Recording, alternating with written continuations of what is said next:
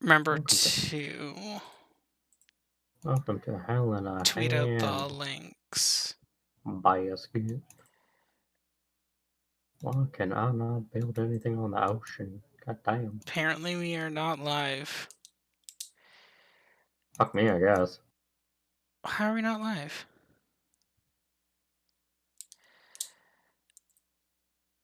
We're streaming. How are we not live?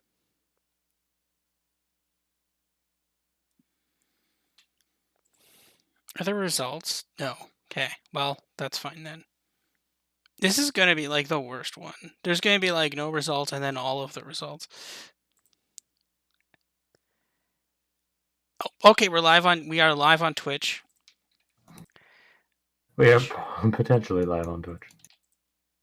I'll tweet this out. Mayhaps we are live.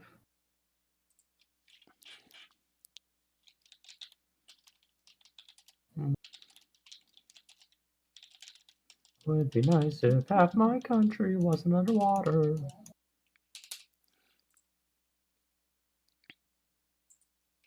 Welcome to climate change.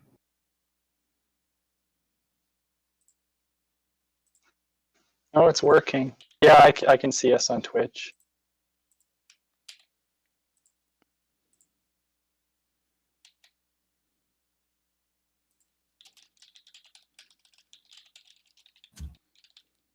How's that achievement? Okay.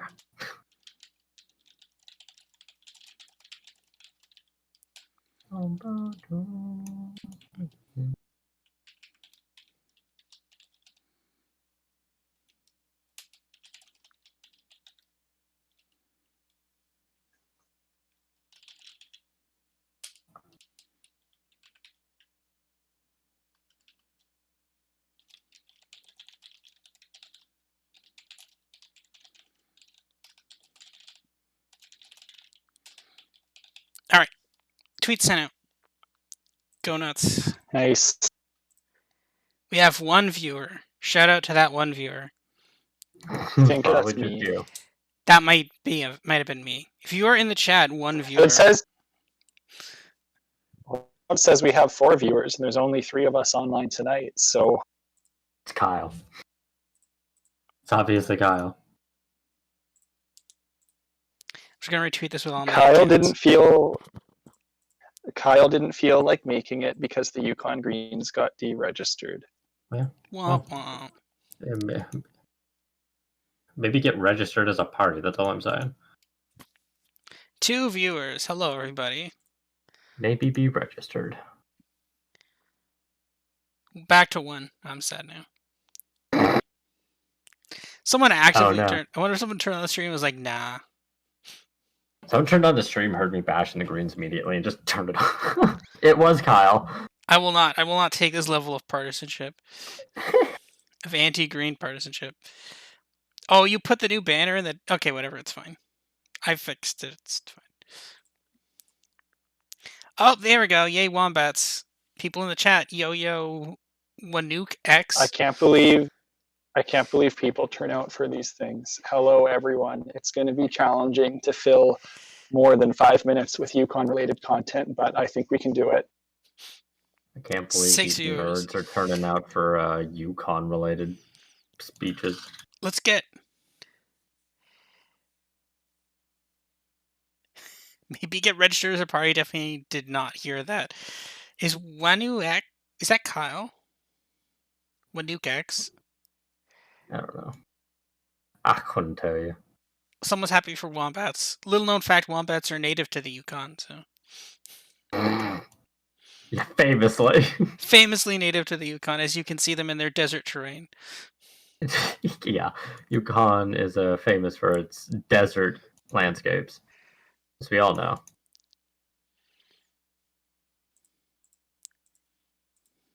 It's actually where wombats first crossed the Bering Land Bridge to colonize North America 40,000 years ago. I want to retweet the post and be like, let's get more people in watching this than vote in one electoral district. You know, it's entirely possible. That's the thing. It's like, you say that as a joke, but it could entirely happen.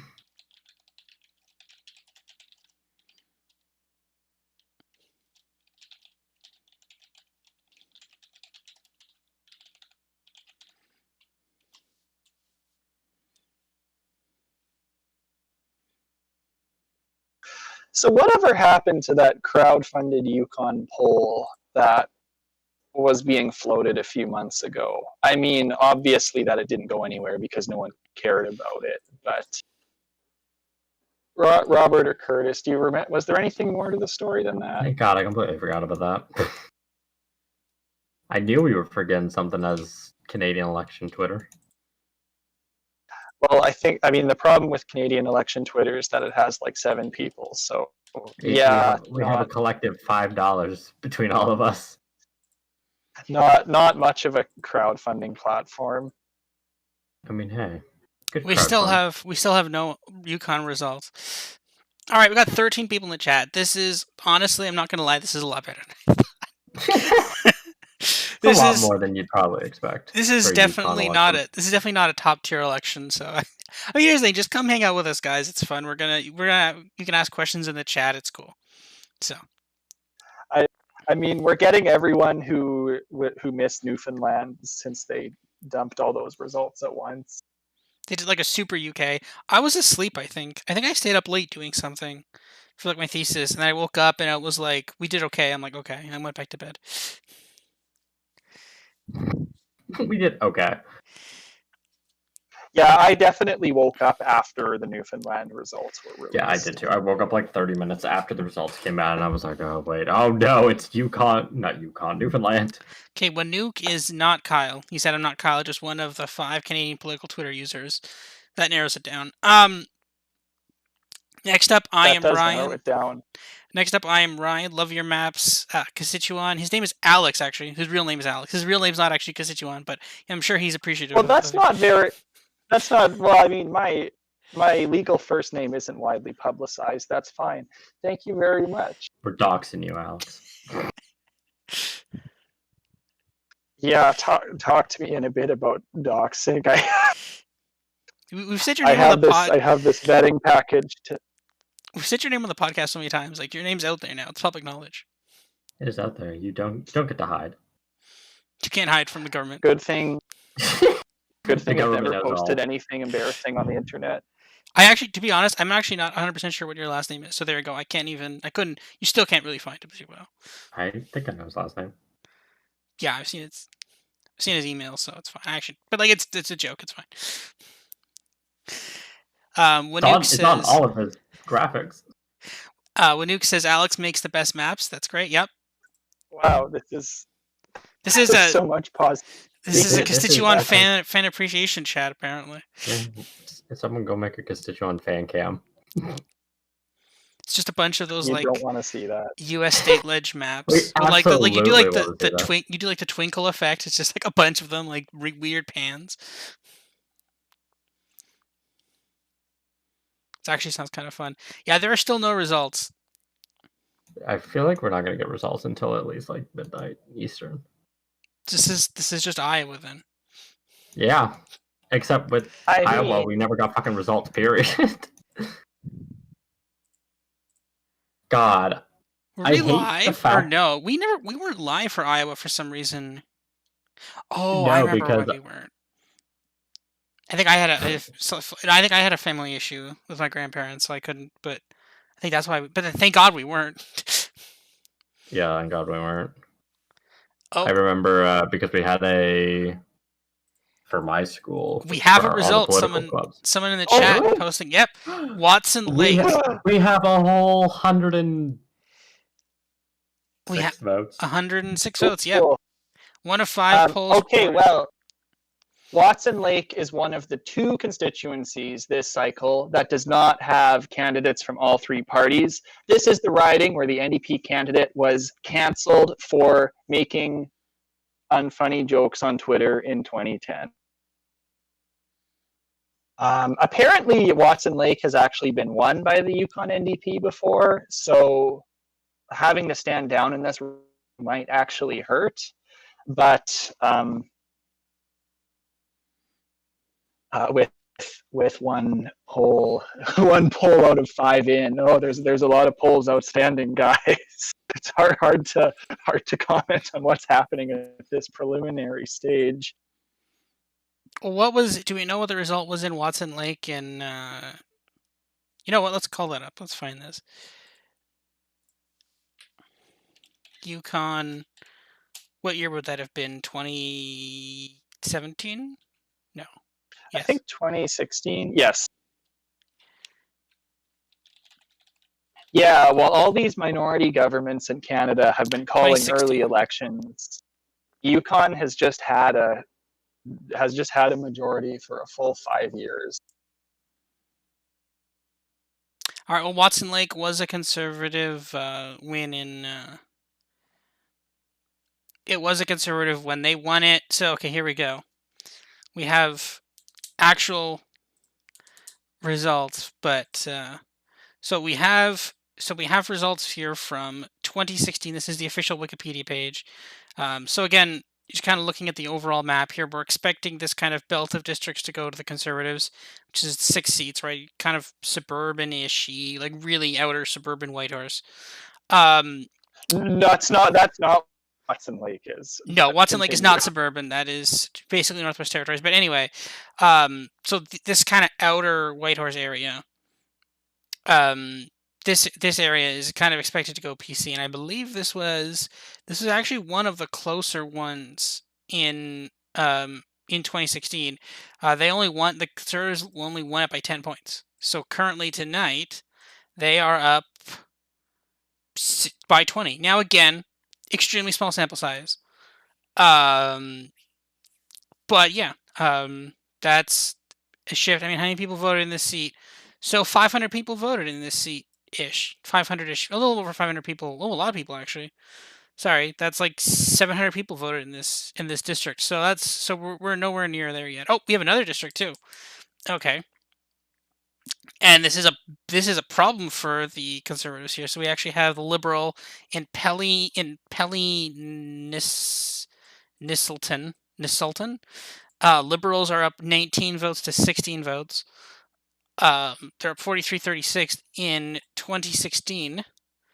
Conservatives won this by 11 points. So we could be seeing a shift away from the Conservatives. We also have a new seat here in Tahiniki Copper King.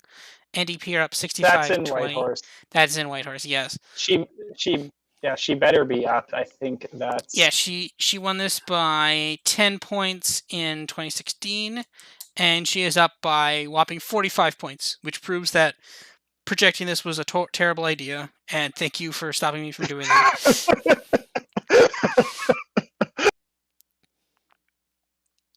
That being said, though, it's a... Yeah, there's a reason we made no attempt whatsoever to forecast these results. Yeah, you know what? It would have been just like... Could have thrown a dart at a dartboard and been like, yep, that's the party that's winning that ride, and fuck it. I think that was the GIF, I think. So then this one in Pelly is kind of interesting, because if this one is... Well, the Conservatives are in third, which is mildly concerning, but again, we don't know where these votes are coming from. It could be anywhere of a massive area, right? So we'll have to see. Hello, Calum. We got some comments from YouTube here. McNasty 1 point says, "Gotta love a Yukon election." As EU says, Watson Lake is the only Yukon city I've been to, so it's the Yukon. I think they're very particular about that. They are very particular about that. It's a very partisan issue, apparently. Jackson Tremblay says, "Any chance you can get Evan back on the show?" Unfortunately, he did leave Lean Toss Up earlier. Or no, sorry, late December. in late in 2020. So he's no longer on our. He's no longer on Lean Toss Up. So unfortunately, but you can follow him on. I think he has his own Substack. I think, but yeah. So unusual Australian, bit like the Northern Territory in Australia. Many random swings. Yeah, but the Northern Territory in Australia was actually pulled though. Yeah. Well, it's 8 times more populated, or so. Like, if you were to drive from like Melbourne, how long would it take you to get to the Northern Territory? Good question. Like a day and a half. Actually, to be fair, if you were driving from Edmonton, you could kind of get. Yeah, it would take you an entire day to go from. You can do Edmonton to Hay River in a day easily. Melbourne to Alice Springs is an entire day. Oh, we have another seat in Vuntutquitchen. Oh, it's going to be great listening Oh, to these good. names Good. all night. The people of Vuntutquitchen. Yukon are going to be really pleased. You're just butchering their names. I'm so bad. Are the Greens running candidates? No, the Yukon Green Party has actually just been deregistered for failing to put forward a single candidate. So this is a race. This is a good old-fashioned Ontario election with 3 parties. So in Vuntutquitchen, Liberals are holding on 53-48, which doesn't round to 100. So good job, CBC.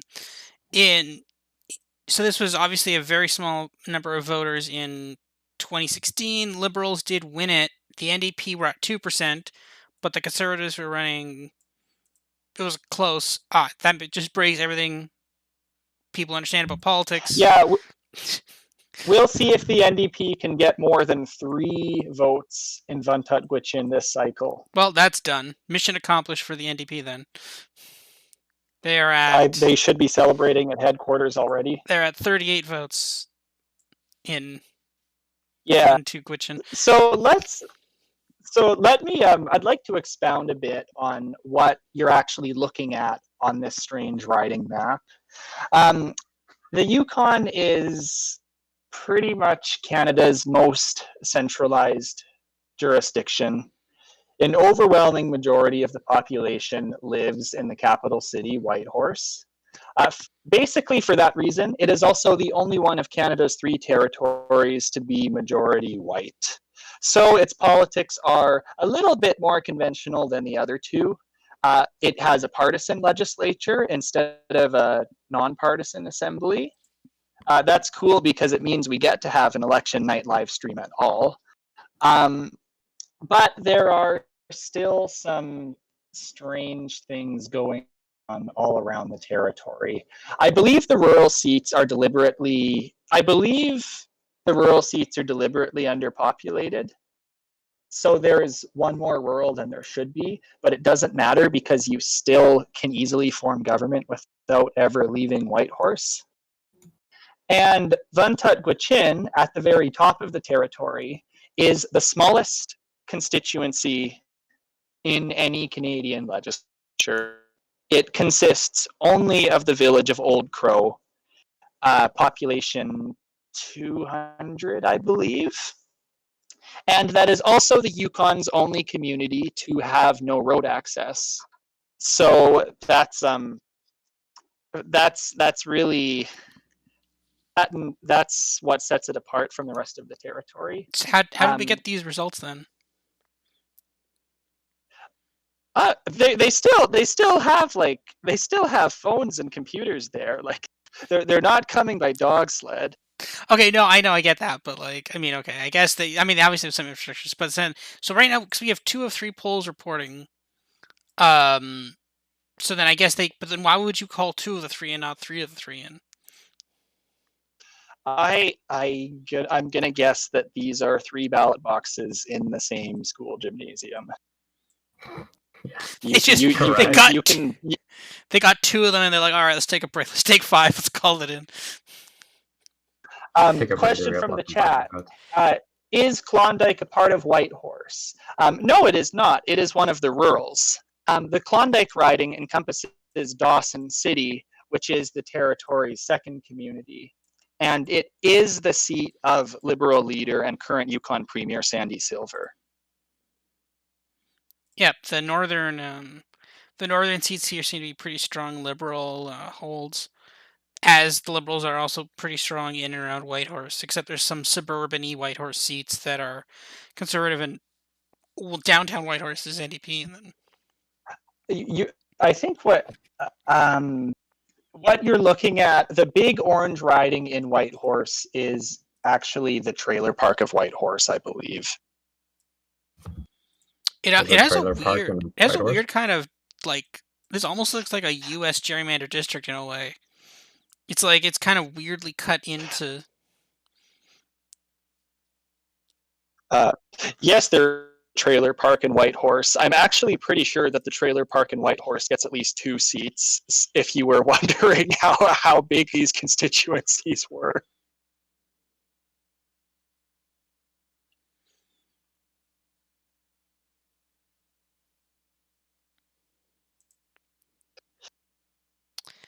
Okay.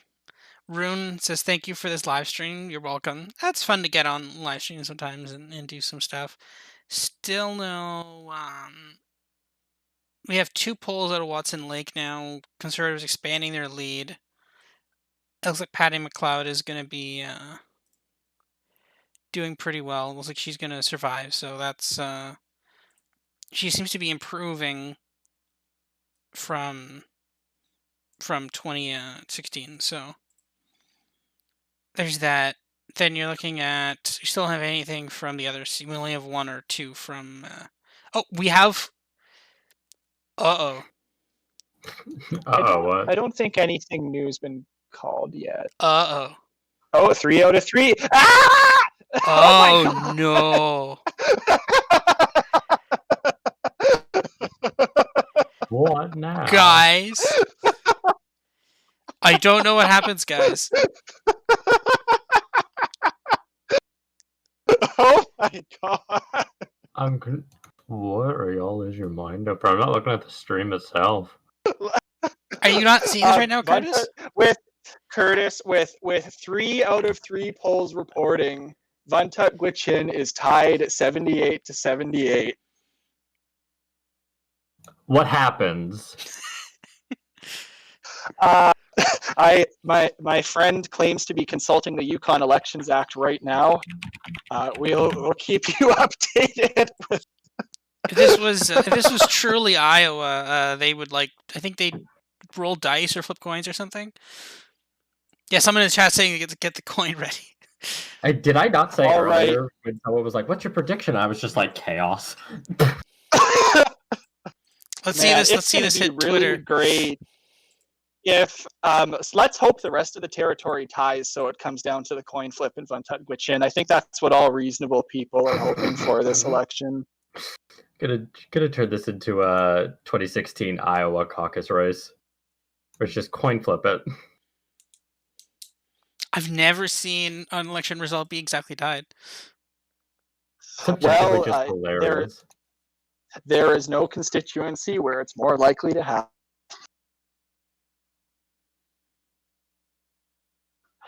I think it used to be that federally the returning officer got to pick the winner if there was a tie, but I think that's no longer on the books because the one time it actually happened, everyone got really mad because the returning officer was friends with one of the candidates. I mean, if it's a town with 200 people, it shouldn't be hard to. You can just be like, let's just do this same time tomorrow. Vote again tomorrow, folks. Imagine if it just keeps ending in ties. They have to wait for they have to wait for someone to come of age, and then that person breaks the tie. Well, this bodes really well. See, the town of Old Crow is, I believe it still is. It's dry. There's no alcohol permitted to be flown into the community. And I believe the referendum that established prohibition in town was also a near tie. So some things just recur throughout history, I guess. Yeah, some people point out there probably will be a recount. That being said, though, I don't there was it was 78-78. You can only miss so many votes when you've got so few. Literally at that point, when you're stacking the papers on top of each other, and it's a 2-way race, they'd be exactly equal. You're like, well, yeah, we know we're having a problem here. Let's go to Twitter for the fallout of this tie. Right, honestly. Someone suggested they just split the seat for 6 months each.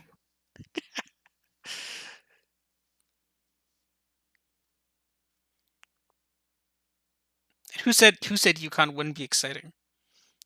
I wish Kyle Kyle, I'm sure wishes he was here right now. sure Kyle just like is gonna drop in at some point and be like, "God, you guys are really doing this. You guys are really having an election night for Yukon." I've been like sitting here talking about Yukon polls ever since I created Polling Canada, so like I can't not be on a live stream for the first one. We have another seat result. This one from Porter Creek South. Conservatives at 44%, Liberal incumbent at 39%. Let's see where that was in Porter Creek South. So this was a close race in 2016. Liberals won it by 7-ish points, give or take. They are now losing by 6-ish points. But again, only one of 4 polls. But not great. Could we get like another stalemate? What if we just get like a couple of write-ins where it's just a dead tie? I mean, that would make the tie be irrelevant. If we're like, cool, this is like an ungovernable legislature, we have to have another election. And then they tie again. Honestly, like Yukon does have a consistently strong showing from all 3 parties. Like, it should end up creating hung parliaments more often than it does. Someone should just send them both the legislature, make it an even 20. Like, yeah, let's send the smallest seat. Yeah, mark up.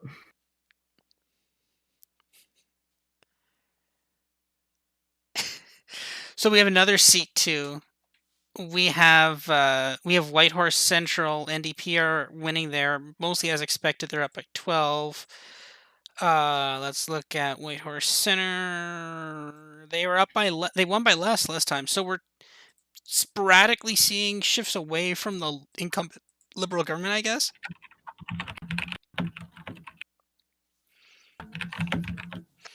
Oh, so I'm getting some information here that in 1996 there was a tie vote in Vuntugwinchen with 68 each. Wow, how about that? Oh, so section 2. So this was from someone called shout out to the Election Center for sending this tweet to me. This is from Floyd McCormick. He tweeted out only 7 hours ago, as if prophetic. He said Section 280 of Yukon's Election Act says that if the result in an electoral district results in a margin of 10 or fewer votes between the top 2 candidates, the returning officer shall immediately apply for a recount. Okay, well, we're there. The 11 general elections since the formal adoption of party politics have produced 16 judicial... Actually, no, I'll just throw this up on the stream here because nothing else is really happening. 1 second.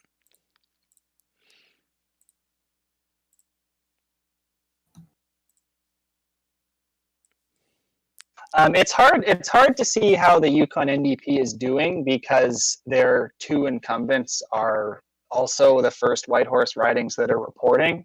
So I'm not really willing to say anything about how well the party's doing in the rest of Whitehorse. They ended it in a by-election, so they actually said it's an exact tie, and then it appears that they ended it.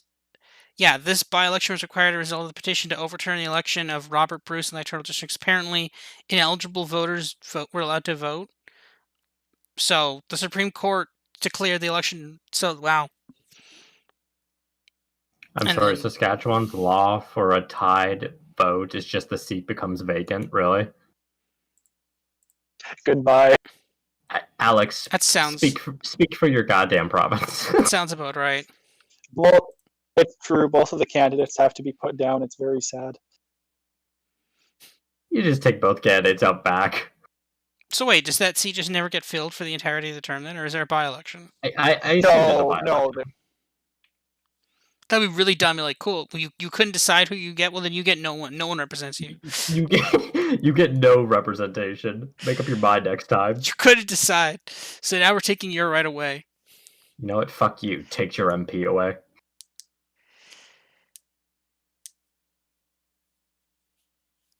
Carlometer says, I think it's going to be a Green Party majority. Interesting prediction there. Ah, yes. Famously. Oh, okay. Election law says the election shall be decided, Prater in the chat saying, shall be immediately to be decided immediately by the drawing of lots after judicial recount. So it'll be funny if there are multiple draws. It's like best 2 out of 3. Let's draw lots, best 2 out of 3. Calum, now what if somehow those straws determine the majority? Any predictions? Or are we still calling it three-way tie? Rune history repeats itself from 1996. One nuke X tiebreaker determines the government. Chaos reigns. Could be happening. Someone just being like, bro, that's barely any votes. This is the Yukon. 300 votes is a lot per party right now. Calum, I really like the idea of it tied. If it's tied, well, I guess achieving that, you get double the representation. So if you manage to tie, that's a kind of cool idea. But the thing is, the problem though is the fact that it's like the smallest district in the entire Yukon, and they get two representatives because they're tied. So it seems a bit something that the Supreme Court would strike down. That sounds like something the Supreme Court would Billy, had your mom let you have 2 MPPs? Obviously, Jeb will win every riding by a 100% margin. Possible. Copper Belt South, Conservative incumbent winning 51-32.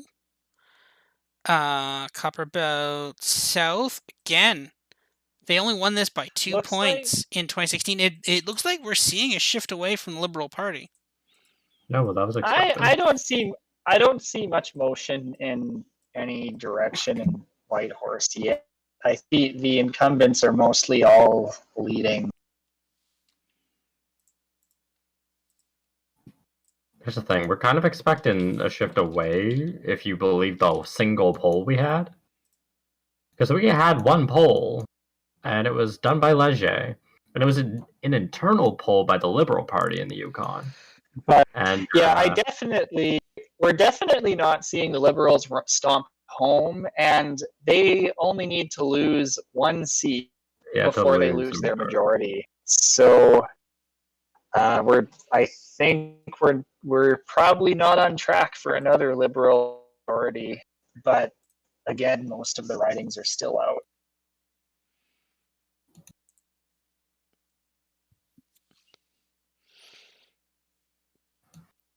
So we'll see. We're back with more fast-paced action from this Yukon election night. Election night in the Yukon. Oh, Porter Creek Center. This was a Liberal seat. Conservatives are winning it. Ooh. Barely, though. By 7 votes with poll. 1 of 9 polls. I think that has the most polls. That's the most polls I've seen in a riding. Or tied for the most polls. So that's a heavy populated. Well, you're not scrutinizing Whitehorse intensely enough. Like make sure you're mousing over all those little shapes. It's like actually like a dense riding.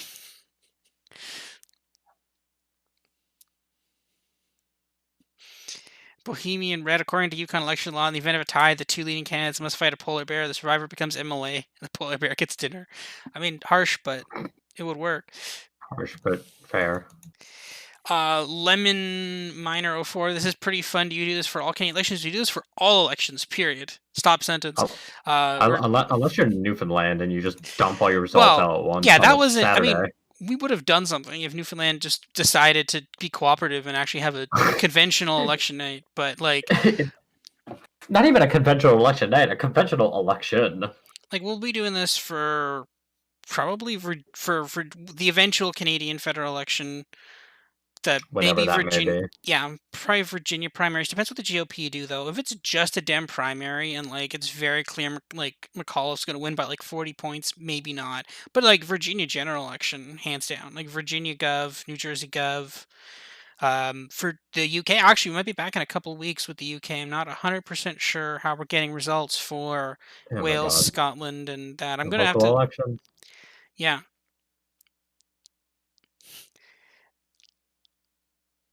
Yeah, we're looking. I mean, again, I'm not 100% sure how the UK is releasing their election results for Wales, Scotland, and the mayorals. So people in the chat are talking about another live stream. We're not 100% sure how they're doing it yet. Maybe things have changed because of the pandemic. I'm not 100% sure, but if it's a conventional election night with results released the conventional UK way, we will be back here in like a couple of weeks on like the first Thursday of May. I think it's how they do it. So yeah, we have some UK stuff, a lot of UK stuff coming up very soon. So stay tuned for a lot of some really cool UK stuff coming up in like about a week or so, about a week from now or so. So stay tuned for that. Anyway, still tied in Vuntu Gwinshin.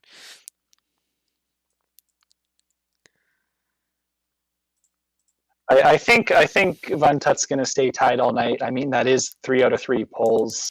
They probably got through all 3 boxes in the elementary school gymnasium. Vuntut Gwinshin has decided they've decisively chosen to remain undecided. Porter Creek Center Liberals surge after the second poll. They are now ahead by 4 points. Surge to 107 votes. Good. Oh, what are your predictions for a serious three-way in the LA? What do you mean LA? What do you mean by LA? Do you mean no, not the California recall, right? No, you mean what's the three-way in the LA? Does that mean three-way tie? I think I was fucking. Legislative assembly. He means legislative assembly. Yeah, okay. So he means. I mean, it's possible. We don't know yet. This is not shaping up to be a strong majority for anyone at the moment.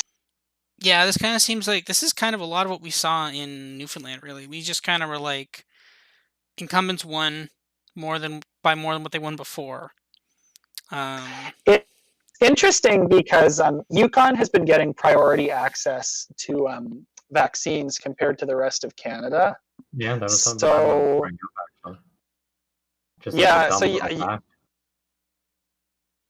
I'm sorry for stealing your fact, Curtis. Yeah, God, you're stealing my fact, Alex. Fuck.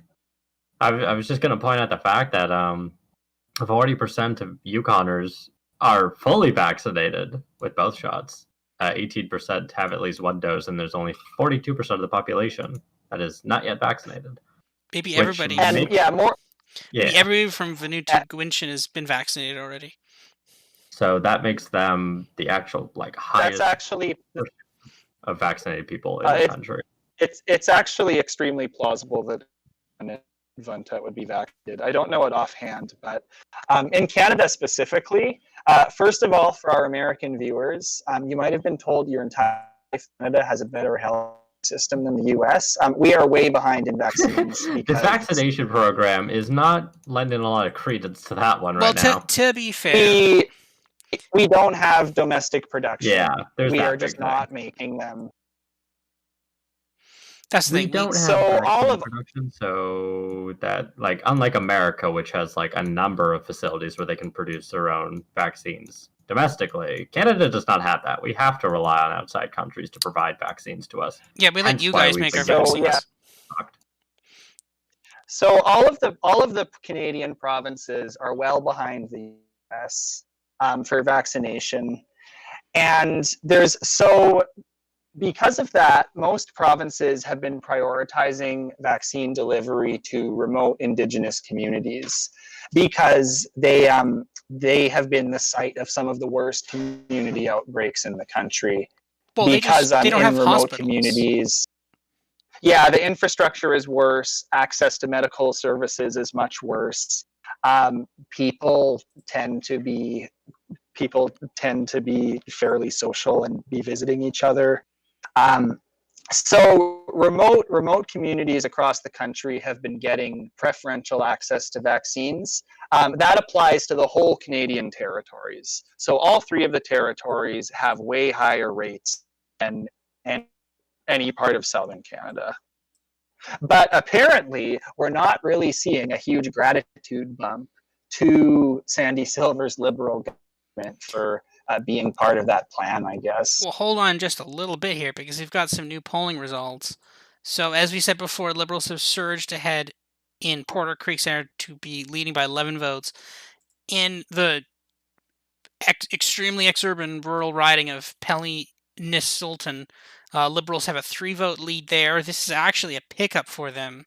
We're gonna have a talk about what's an exurb in Yukon, Robert, but again, that can wait.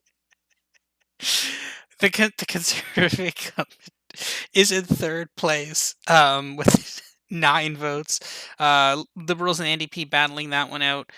Conservatives up big in Culane. Culane? Culane. Yeah, Cluane. I don't know. Whatever. So they're up big in that riding. Kluane. Okay. And then Klondike, the riding that we've been talking about. Sandy Silver. That's right, the Liberal leader. He's up 54-28 in Klondike. Conservatives are in third place. Chris Clark, who is, I almost said Christy Clark. That's a different person, but yeah. Christy Clark, who has joined the New Democrats finally. Yeah. So makes sense to see Mr. Silver ahead in his own riding. He was one of, I think, the only 2 Liberal incumbents before 2016. But the thing is, I kind of think that by-election in Vuntu-Gwinchin, I might like the by-election, whoever wins that one, I kind of feel like that's actually going to determine if it's a majority or not. Yeah. Like I'm starting to get that feeling now. I don't think. I still wouldn't be calling a majority, but it's definitely going to have an outside impact on control of the legislature. Yeah, Brandon Amiot says next time you might want to learn the right pronunciations first. Haha. Yeah, I'm pretty bad. I'm not gonna lie, like it's horrible. Me saying words for the first time is always really bad. Oh, hey, Brandon's in here. Hi, Brandon. Oh, okay. Apparently you know Curtis. So no, we've had hilarious moments of me saying names horribly. Oh yeah, like Robert is famously terrible at being able to pronounce like names writ large. So wait until the German election. Actually, I might actually be able to do that one pretty okay. Because, like, I've randomly been exposed to German words at times, so that might not be horrible. Vaguely. Oh, they have called... so we have the first call of the night, and Takini Copper King. Yep. Takini Copper King. That's Copper with a K. Yeah, Copper with a K. Copper King. That seems to be a lock for the NDP. They will hold their seat, so that's 1 seat locked down. That's the party leader. I like the poll say why no Yukon polls. Well, first of all, it's why no the Yukon polls, but also, yeah, there's like, as you can see here, there is like 2,000 votes. So, like you get to a certain point where to get in any sort of representative sample, you basically have to call everybody. So, yeah. Live stream. Why are you in the chat? You're talking. Alex. Hey, Alex, why are you in the chat? Contrary to popular belief, I am actually literate. There has been 1 seat tonight that was called. Up 2 seats tonight that just got called. Cluane has been called. Kluane. Fine. Takini Copper King. Kluane. If you learn one word. It's fine. It's not. I think Kluane is the Yukon Party leader's seat. So all 3 party leaders are currently on track to not be unseated. So this is not a Newfoundland situation. Yeah, that was weird. They were just like, we think Ches Crosby should like maybe have power and also just not be in the legislature. Yeah, like we're not going to give the Newfoundland Liberals that many seats, but boy, I sure hate opposition party leaders. Where in Canada will Maxime Bernier turn up next? I'm not 100% sure. I think I saw a clip of him in Alberta today. Probably doesn't show up again. Shouldn't the People's Party be like renting him out, like in Maxime Bernier's birthday party? Has he been vaccinated? It would be hilarious if he actually is vaccinated. Yeah, he absolutely is. Actually, you know what? I want to say he's absolutely not going to get it, but at the same time... No, he 1,000% would. He'd get vaccinated. It would be the charlatan shit where he'd be like, yes, don't get vaccinated, but then gets vaccinated. I guarantee you he's vaccinated, but if a reporter asked him about it, he'd be like, why are you oppressing me? Your unfair questioning of whether or not... of my vaccination record. My God. Go out, get vaccinated. I'm fully vaccinated. It's great. Bernier runs for the Freedom Conservative Party of Alberta. Can you just start running in different random provincial elections? He just shows up everywhere. I'm going to run federally in Beauce again. then I'm gonna. That was when I messed up all the time. Both. We're also streaming on Twitch, Rune. Yeah, we're on Twitch and YouTube. So, he'll run both. Then he'll run like provincial in Alberta. Then he'll run randomly in like a rural Ontario riding in 2022. And then he'll get filmed on Cameo saying hello from the Big Chungus. He'll be at CPAC next. Does PPC believe in vaccine choice? Probably. Yes. Well, I don't know. Maybe they just are just anti-vaccine in general. I don't know if it's choice is the right word. If the poll that was done by Environics recently was any indication by party support, now mind you, PPC samples are always very small because like less than 200,000 people voted for the party in the 2019 election, but they were the only party sub-support that actually had a majority that were like against vaccinations, as opposed to every other party support being like pretty broadly in support of them. I'm actually going to find the exact tweet. Hold on.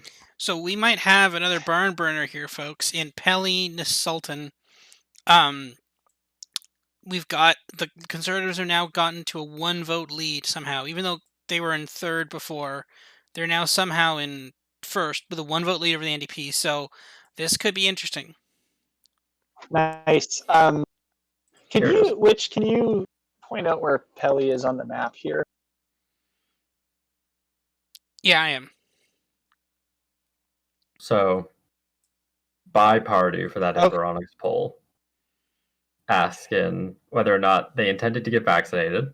Those who said yes, Bloc 87%, Liberals 85%, NDP 81%, Greens 79%, Conservatives 71%, PPC 34%. Now, to be fair, though, that is the PPC is what 3% federally generously.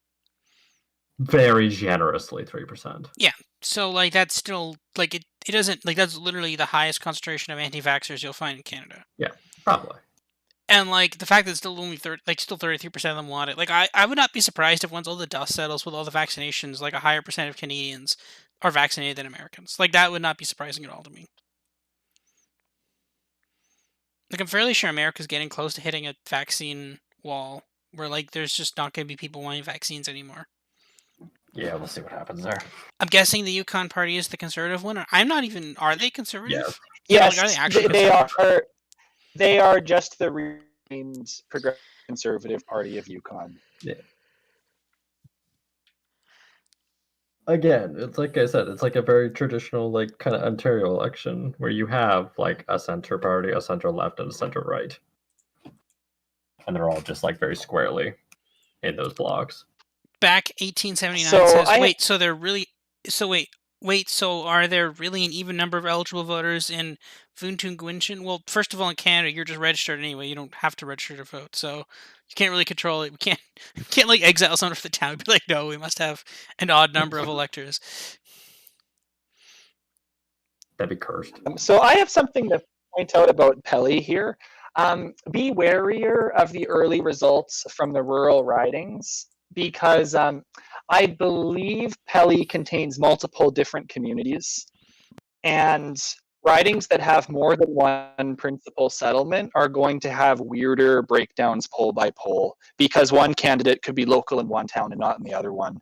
I believe that's the case in Pelly, so don't take the bank yet. This could be the Yukon Party's home community reporting first. Anyway. Well, it's actually their riding. It's their riding. They have in Pelly, Nisultan. They have it's their home. It's their actual riding. So let's go to Mountain View here for a sec. Yeah, it's Liberal. Okay. So basically, it's looking like maybe Porter Creek South could be a conservative pickup, but we only have one poll from there. That's urban Yukon. That's downtown Whitehorse right there. Sorry. So we'll have to see. There is some more interesting votes to come.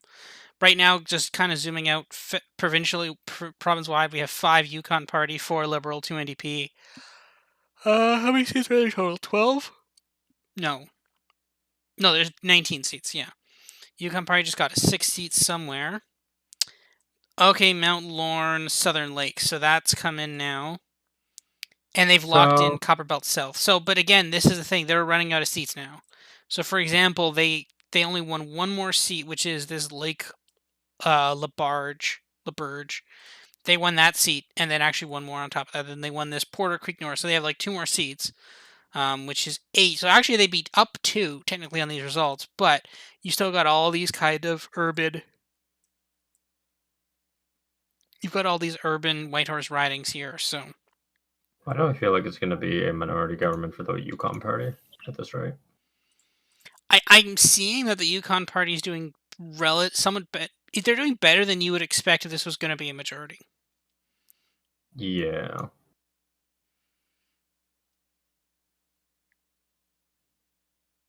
We'll just have to if you want to know which of these seats is actually exurban, it's Lake LaBerge. Lake LaBerge is the exurb seat. Really? Yeah, yeah, that's the one.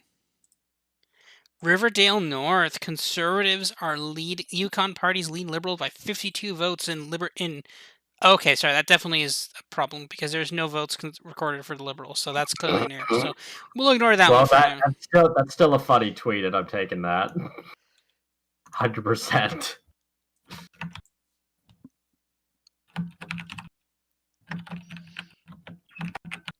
Blowout in Riverdale North.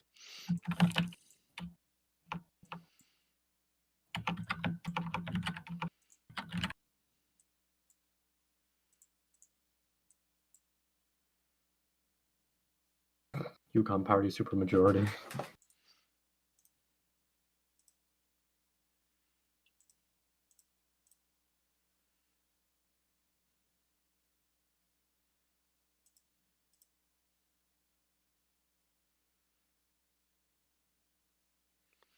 Oh, people have pointed out that they're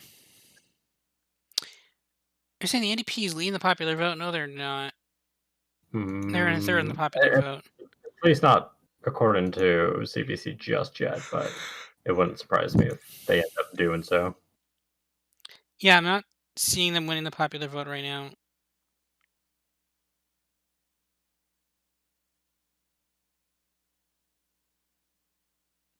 Well, so far the popular vote looks pretty close to our one poll, actually.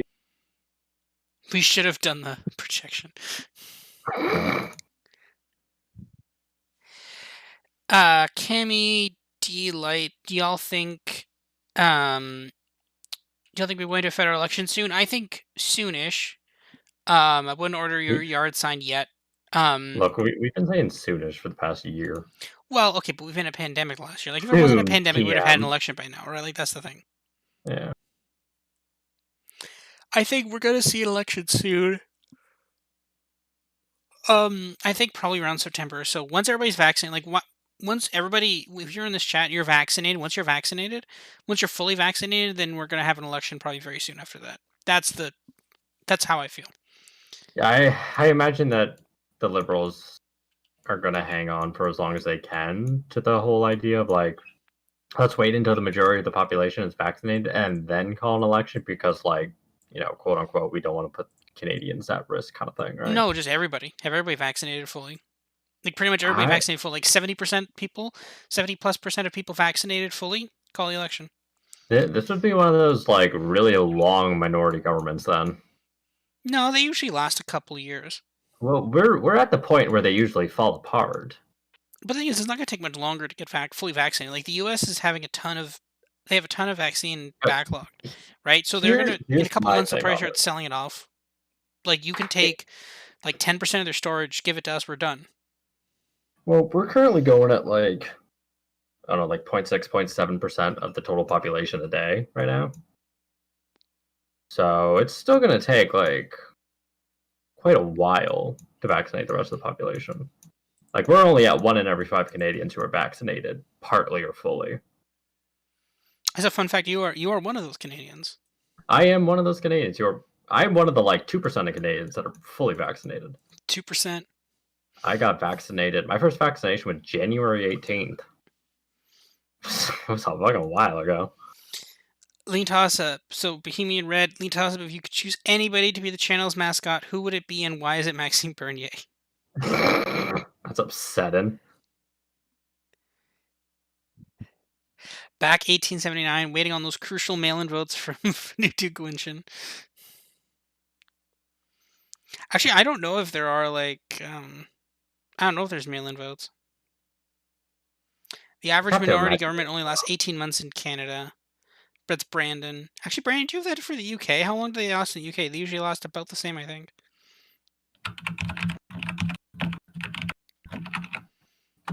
18 months would put us about... 18 months wouldn't even be because we've just had a year. Okay, we're close. We're at exactly 18 months. Okay, fair. So then about 6 more months. Caleb has had his first dose. He works at a pharmacy, but BC CDC hasn't called me back to get vaccinated, so unfortunate, but you're still at 80-some-odd% protected, so. Yukon Party's at 8 seats right now. Lead-in or elected. Dang. I thought my Civilization game just crashed on me. I was going to be like, oh, guess I'm done playing. Good, you're going to crash out of the stream. Okay, so what have we got here? So, Pelly, Sultan. That's still basically tied. Quebec hasn't even given any second doses of vaccines yet. Yeah, because they're banking their entire strategy on vaccinate everyone partly and then go around to the second doses. All this election is missing is John Turmel. That's true. John Turmel is Canada's Rocky de la Fuente. John Turmel for Gwynsian. At this point, I'm buying a black market vaccine. I like the poll. No, don't do that. I like the poll. That's a bad idea. The May 2 Boris 1 government lasted for a year and a half, even though the Conservatives at one point had a negative 40-seat majority. Or had a 40-seat majority. Actually, they didn't. Well, they had a... Do you mean in negative 40? They had 40 less seats than a majority. New election laws give a max of 50 days for campaign if Liberals dissolve Parliament following the budget, 50 days after June 7, a date some MPs have floated. That still seems too soon. I'm not going to be, based on Ontario, and again, it will be based on Ontario. If you're not getting 70, I think maybe if everybody's gotten the first dose by a certain day, but, even then, I still think September's just safer. Just put the budget out, pass the budget, campaign a couple more months, get people vaccinated, and then why are you running a campaign where not everybody's fully vaccinated? That makes no sense.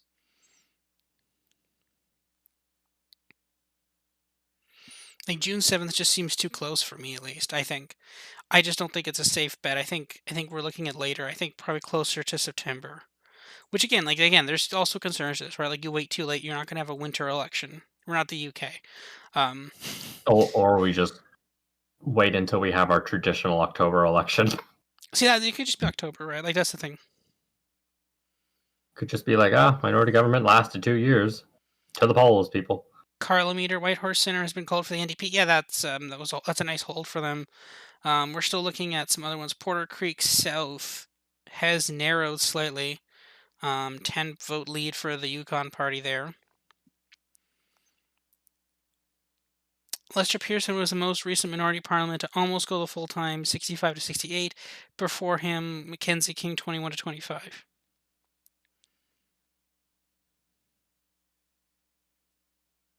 Yeah, minority parliaments don't go very long because everybody just wants power or wants to... Either you're doing badly, and at this point the other opposition wants the election, or you're doing well and you want the election. It's either or. Here's my hot take. If it wasn't for the pandemic, we would have had a federal election by now. Oh, no, 100%. There's absolutely no way that the current parliament would have lasted as long as it has if it wasn't for the pandemic. Making every political party go, it's political suicide to be the party that topples a minority government. It would be even more political suicide to do it during a crisis. So. Yeah, that's why the Liberals wouldn't do it, because then they'd look like they were doing it for only political gain. All right, so that is with Mayo tension in. Yeah. Yukon Party's at 9 seats, leading or elected. Oh, that was a Liberal win last time, but again, as Alex was saying earlier, with some of these ridings, especially the rural ones, we have to be careful about an individual result, right, of one of the polls in. So we'll be very careful about that one. But again, swing to the end to the Conservatives. But again, this is kind of the high water mark for them. These 9 seats, right? I doubt they're going to get much better than these 9 seats. What if they just barely scrape by 11? I mean, well, maybe. Okay, so you got Porter Creek North. You could win. That gets you to 10. What's the path for the Conservatives? You only need 10, remember. 10's a majority. Is it actually? Oh, yeah, it is. Yeah, there's 19 seats. Yeah. Okay, so well, here's the thing. So then if you hold Riverdale North and Porter Creek South, that's a Yukon Party majority. But then again, you have to hold everything you have, right? So now we have to go to Pelly, Niskalton. That one, you have to hold that one. You're going to have to hold this one. If the Yukon Party ends up and it's right back in Liberal Party hands. Jeremy Harper has jumped up to the lead in Mayo Tachunk.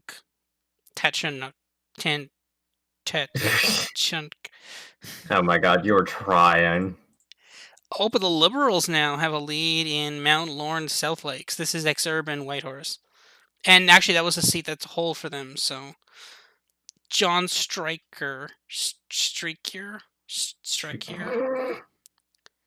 Rob, honey. Okay, let's go through some questions. What political parties would you say for a general election are sleepers or gaining momentum last minute? I'm going to take that for federal, I think. Probably federal. I think NDP are like my secret take for like a party that could get some momentum going. I think if they appeal to younger Canadians, like specifically my age, there's a lot of Canadians who have kind of missed out on a lot of things in terms of skyrocketing house prices. And like with student debt and stuff, we've kind of missed out on a lot of things during the pandemic where other people's assets have inflated in price and ours, we don't have really any assets. So I think if Jagmeet ran a campaign to appeal to younger voters, which he does, that's kind of his stick and kind of the NDP stick. that is his thing. Then I think you could peel off some of those voters and you could cause some problems for Trudeau in some ridings that he probably doesn't want problems in. Do y'all think post-pandemic will have a negative effect on governing parties, both provincial and federal? Well, we're already starting to see the premiers who had the biggest bumps originally failing massively, like Ford and Kenney. Well, Kenney didn't really have a big bump originally, but it's hurting them. And I think Ford is going to have more problems with the announcements today, so I wouldn't buy stock on Ford winning re-election. Not today, at least. Hot take proportional representation is overrated, yeah. Brandon's saying that NDP convention, though, not based, but I agree. Alex and I were at convention. It was a thing. Yeah. I was a delegate for Cypress Hills Grasslands. I was a delegate for sweet old Niagara West. Let's say that someone moved to not accept the agenda and overthrow the chair in literally the first 2 minutes of the convention. It was within like the first 90 seconds. Yeah, first point of order. Don't accept the agenda. This is a crock of shit. Postpone the whole convention. To be fair, that's like uniquely NDP. The NDP always seem to gain some kind of steam near the end, or at least they do more consistently. 2011 Broadbent. So Jack Layton, etc. That's correct. Singh can't name a famous Rihanna song. Fail. Go Trudeau. Seems a bit objective. Do y'all like the Conservatives? It's true, he couldn't.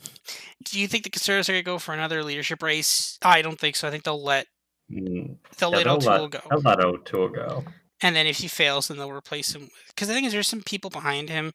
Like, I was kind of really surprised when, like, Michelle Rempel and Poilievre didn't run. And the question is why they didn't run. I think the answer to why they didn't run is that they were concerned about... I think they didn't think they could take down Trudeau. I think they realized that Trudeau was still popular enough that he could win re-election again, and they didn't want to deal with that. And I think they saw McKay cleared the field, and they're like, fine, let's let McKay run. Let's see if he can do it. If not, then because again, Michelle Rempel and Pierre Poilievre are still pretty young, relatively speaking. So I think they're waiting on they're going to wait their turn, and I think we'll see them probably if O'Toole fails, then I think we'll see them take their stab at it. Could the LPC take back Nunavut? I don't know. That's really hard. Yes. Out of all the 10-point NDP wins, Nunavut's probably the swingiest one. Federal Convention. Pierre Poilievre was also removed from his finance critic role. Yeah, this doesn't necessarily mean that he doesn't have leadership ambitions. There's reasons why people get demoted. It's not just because of performance. Kalen has to go. He has to return to his work. My break's over. Sorry to see you go, Kalen. We'll see you some other time, though. Stay with us for the UK election in a couple weeks. I know you'll be there for that one. But that one will start at 11 o'clock at night. That'll be starting at 5 o'clock. So it'll be supper time. It'll be super early for us. That'll be order your dinner while the UK election results are coming. Let's see, anything happening. Okay, Mayo, Tatchunk, Liberals, Conservatives have a 5-point lead there. Or Yukon Party. I'm going to call them Conservatives. They're blue, so that means they're Conservative. Pelly, Nisultican, Conservatives have a 1-vote lead there still, clinging into that 1-vote lead. Walrus says, thoughts on Leslie Lewis? I don't know, there's 2 gay guys on this stream, so that probably tells you enough. Oh, I like this question. The unusual Australian. Would you rather be a UK Labour or Canadian Conservative? Canadian Conservative. A UK Labour or a Canadian Conservative? I kind of think I'd rather be UK Labour. I know it sounds crazy, but it kind of... in terms of winning the next... That does sound crazy. Sam Copeland... I really don't see why the model is so confident Liberals will win back Nunavut. Have there been local polls there? So that's actually... That was kind of... We just changed that. Yeah, there was a little bit of a bug kind of glitch thing for Nunavut. We fixed it. It's the update tomorrow. Nunavut will be a... will be an NDP seat, so... Yeah, here's the straight dope on what the lean toss-up federal model was doing for Nunavut. It was looking at education levels in the territory. It was seeing that most people in Nunavut barely made it through high school. And it was deciding from that Nunavut was in the Maritimes or something. We went and manually fixed that. So the model ran through again, and in the most recent model update that will be out tomorrow morning, Nunavut has swung back to the NDP in the model. Actually, you know what? No, screw it. We could, it's actually live now on the website if you want. We'll tweet it up. Yeah, if you really want to go look, you can go on. You can go onto the Lean Toss-Up website, onto the Canadian model. It is updated. Yeah, you can go on right now and see it. Well, it's 55 people. Fine, spoilers for the 55 people in this chat. Go ahead. You can go see it updated. Nunavut is Liberal win.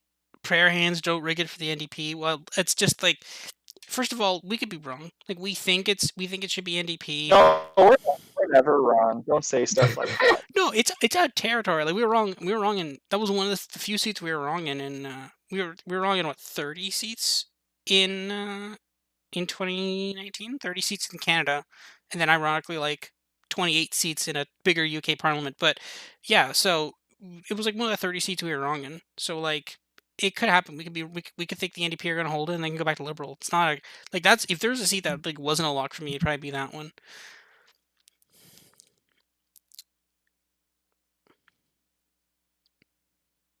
Is the average age in Nunavut also a consideration? It's a very young population. The current MP is close in age range to the average age. He also seems to be doing a lot of constituent work. So that's the thing, right? So for the models, I'd love to do a lot more detailed models in terms of education, race, etc. But the problem is that stuff's not pulled. When you look at a poll, I have to go with the demographics that we get. And the problem is I don't get those demographics not consistently enough and not the same consistent tab. So, we have to... Oh, that's something happened here. Mayo Tatchnook just came fully in. And Liberals have held Jeremy Harper. Shout out to Jeremy. Whoa. He has held it for the Liberals. That is probably going to force... That is going to stop the Newfoundland... That's going to stop the Yukon Party Conservatives in their tracks. Yeah, I think that makes it much harder to get 10 Yukon Party seats. That cuts them off from a majority. I'm fairly sure that ends their path to a majority. What if we through the whole thing and not a single seat changed hands except for Van Tutwichin? Oh, Riverdale North. Liberals have flipped Riverdale North. They flipped Porter Creek Center now. Oh, things are going badly against the Conservatives. They got yeah. Here's those mail-in ballots for you there. This is Broward's coming in. Wait, we're getting poll-by-poll results tonight? Really? Really? Well, in fairness, I imagine that it can't be very hard when it's like, here's 5 polls. Ryan, my hot take for the next election is that Greens will win Toronto Centre. Very possible. Leadership bonus, kind of a riding out of the way. I don't think you're going to get I don't think you're getting a top tier candidate. Like Freeland's not running there. I don't think Mark Carney is going to run there. So Morneau is not there anymore, obviously. So probably not there. Complex models less accurate. So I didn't actually. We kind of got that result, so I wasn't able to finish a point about that. Complex models are not less accurate. It just depends on what data you have, right? And if the data is accurate, right? Like if the data is bad, cough cough, U.S. white college voters, then there's problems, right? But if it's not, then the model could be really good, right? And the thing is, none of it specifically is one of those weird ones where there's so few people and there could be so many like kind of regional effects and local effects that you really can't tell, right? So in that case, we're just going to default to the incumbent. She seems like a very kind of AOC-ish styler, and it's local, right? So I'm not really gonna. I don't feel bad in keeping that as an NDP hold at this point. What about crucial Wakusa County? It hasn't come in yet, no. Mail-in ballots stop the steal. That's where I was going with that. What was the accuracy of the model in the 2019 federal? We got 299 out of 338. We came in at it was like 299 or 298. What's happening here? I'll get back to that in a second. The NDP are leading in Penley-Niskolton. That's kind of weird. Again, that could be a kind every time you trip over the name, the NDP gets another vote. No, in so federal 2019, we got like 30 seats. That's absolute calls wrong though. We had the Liberals on 163. They got 157. At the time, we were ridiculed as, I think, basically pro-liberal hacks. People thought we we were like outliers. We had the highest numbers for the Liberals, and people thought we were crazy. And then turns out we overshot them by 6 seats, and in a 338 seat legislature, I'm more than fine with that. Yeah, NDP leading flip by a large margin. Yeah, I kind of think this could be a data tabulation error. That's generally what happens. That's generally what happens when a seat flips like that. That's generally some sort of data tabulation error. Oh my god, I forgot I had that scheduled in the tweets. Get rid of that. Delete that tweet. It was you remember that one update we were gonna do, and then it got thrown to the outlet. Oh yeah, okay. Oh yeah, okay. Yeah, I still had that like queued up, and I just moved it to April 30th for some reason. Oh, okay. Well, good. We got rid of that now.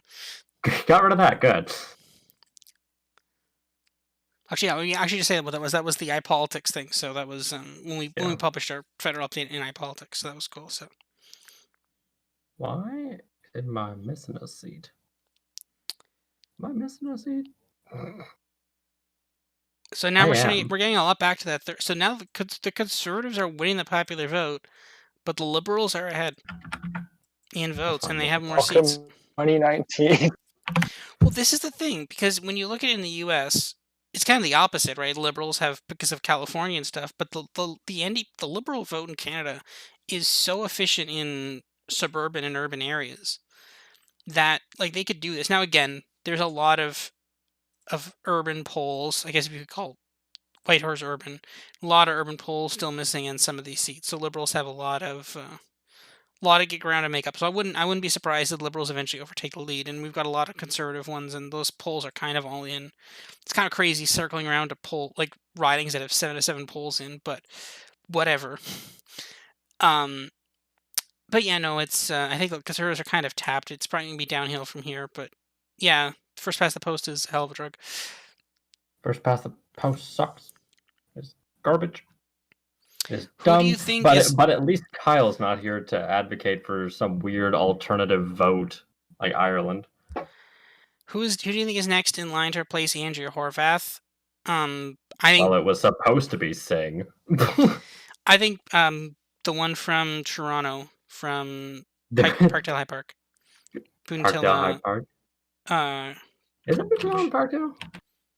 No, it's Parkdale High Park. Parkdale High Park, I think. I can't remember who's Parkdale High Park. Merritt Stiles is likely to replace Horvath. Yeah, I think that if I had to go just based broadly, I think it would probably be Merritt. I mean, who knows? Sarah Singh is also very possible. So it's possible that it's not an error, just an NDP town report. Yep, 100% right. It is. We can see massive changes based on towns. So generally, in my experience election reporting, I think this is. I treat something as an error until it's no longer an error. So, but again, it can just be an NDP town reporting. What is this photo? Thoughts on the 2022 Australian federal election? I don't have my thoughts on it yet, but there will be a lean toss-up model for it, so keep an eye out for that. We're going to replicate our Queensland model for that one. And once my thesis is done, which will happen in a couple of months, we're going to build a lot more models, and Australia is one of the ones that's on the list. That'll be probably early 2022, so keep an eye out for that. Hey, Rob. Yep. If you want to see some nightmare fuel photography, I dumped a thing to the Discord. Yeah, I saw this image earlier. It's really weird. Like, what is going on? It's open the tweet. Bring it up for the folks. Here we go. See the something really bad happened with this picture of Doug Ford, and I don't know. We don't know what happened. Like, is this allowed to be shown on? Yes. I don't want to. I'm not making it full screen. I probably should. Well, yeah, it's hard. It's hard to see. You got to inflict it on every viewer. Yeah, it's genuinely terrifying. I don't know who took that photo, but they did something. They did something with the colors. It's like the problem is like they took a picture of a monitor that was already like this is like Doug Ford does not look this terrifying in person, or if you like see a picture, like it does not, like if you see him on TV, it doesn't look this way. Like this is genuinely terrifying. You know those election memes where it's like the glowing red eyes? Like it's like halfway towards that. Someone Dougford.exe. Courage in red. If there is a majority this upcoming federal election, whenever it's called, do you think we're going to be narrow or strong? I kind of think on the narrower side. I don't. Maybe like a 10-seat majority or 10 or less. I don't see like unless the bloc absolutely collapse in Quebec, it's not going to be like a 30-40 seat majority. Yeah, the bloc needs to get out of the way before anyone's winning a convincing majority. Yeah.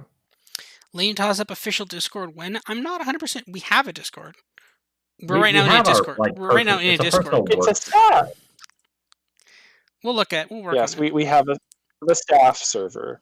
We have our staff. We have a staff server. We might make something for the public in the future. I'm not sure yet. Possibly. If there's interest for it, God, if we can have some like proper moderators, sure. I don't want to have to be sitting there moderating a lean toss-up politics.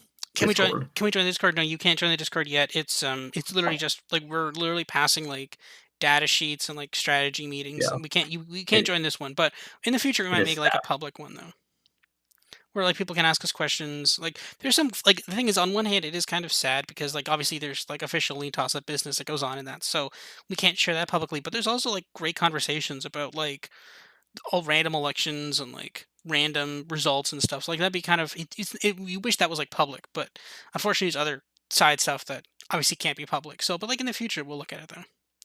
Open data lean toss-up when well we don't have a lot of data to produce yet, but that might change in about a week or so. Peru is doing their thing. Peru has an election going on, for those of you who are worldly election followers. They have their preliminary presidential election results in with 90% counted. It's a thing. Wasn't it like YouTube? from what I know, the person who is in the lead in Peru, last name is Castillo. He's like economically a lefty, and he's like, basically like regulation of TV and oh god, I can't remember the other thing. But anyways, economically left, but like socially he's like, I don't support same-sex marriage, I don't support abortions, I don't support like it was like gender perseverance or something like that. I can't remember what it was, but very, very socially conservative. So it's a very bizarre election. Anyways, he's leading in the preliminary results with like 19%. How many candidates are there? Let's see. 1, 2. See. Oh, never mind. Wrong writing. There are 18 or 19. This one's going to be a barn burner here. Mount Lawrence, Southern Lakes. Liberals have just taken the lead with one poll remaining. They're up by 20-ish votes. That's going to be a barn burner there. Someone spammed a bunch of Pikachu wearing a pink wig. It's kind of funny. Chancellor in Alberta riding voting for a Wexit party in the next federal election. In Alberta riding voting like 30% Wexit is very possible. Winning maybe, I don't know. It depends on what we see. Yeah, this is something we actually just overhauled recently. We went back and calculated a historical average for Wild Rose over the last 3 Alberta elections. Wild Rose and like Alberta Independence and the other fringe parties that have appeared. And so we have a pretty good estimation of where far right parties usually surge in Alberta. If we start getting more polls with Wild Rose Independence included, I think we're going to do a pretty okay job at figuring out where that share of the vote is actually going to go. It's going to be concentrated in the southeast of the province because that's where Reform and Wild Rose have always been the biggest. So they meant federally, but yeah, the point still stands provincially though. So again, a lot of wow. Yeah, we're gonna use the same data for any federal Wexit polling that we might get. Their targets are gonna be, I think, Medicine Hat, Fort McMurray, God forbid, Cypress Hills. Yeah. Someone said if the Liberals don't win the majority in the next federal election, they don't get rid of Trudeau. Eventually, I think it'll be like a slow death march. It'll be like he'll leave a couple months later. If Trudeau loses, please let Chrystia Freeland lose too. Well, I think she's Toronto Danforth, so she's not going anywhere anytime soon. Well, I heard she's from Alberta. They should put her in Edmonton Centre. Actually, I mean, she could be threatened by the NDP, maybe, but like it seems a bit extreme. University of Rosedale, thank you. I like the poll, and I still don't think maybe the NDP could threaten her, but I don't. That's Liberal territory federally. That's not going unless the Liberals are heading to a massive loss. Here's the thing: if the Conservatives get a minority, then yeah, she could lose to the NDP. I don't know. This federal election, it's kind of interesting to me. I don't generally. The thing is, we're sitting here and we're looking at the data and we're saying, okay, this is what we think makes sense. It's going to be a battle between will Trudeau get a majority or a minority. It's just going to be a range of 10 to 20 seats or something. And whenever we think that, it always seems to change. Something always happens, right? And something always dramatically goes down. Remember 2015 when everybody was like, oh, the NDP, is it going to be a minority or majority government for the first time ever? And then just the tables flipped. See, this is the thing. Cool. Right. So I think something weird will happen. I kind of think it's going to be the NDP in Ontario, and maybe a couple other provinces. I kind of think the NDP will wouldn't it be hilarious if we get something where the NDP eat the Liberals, but then the Conservatives still stay where they are? That'd be kind of funny, I think. But we'll see. What do the Yukon results mean for the 2022 midterms? Well, it means the Democrats are doomed. That's what everything means that's what all midterm takes mean. Yeah. Conduct just got called. Liberal leader holds his riding. Yeah, it's not really a surprise. They need to call. They need to call Vuntu Guinchin cowards. CBC needs to call in this writing. Call it cowards. We have all the votes. Stop a steal.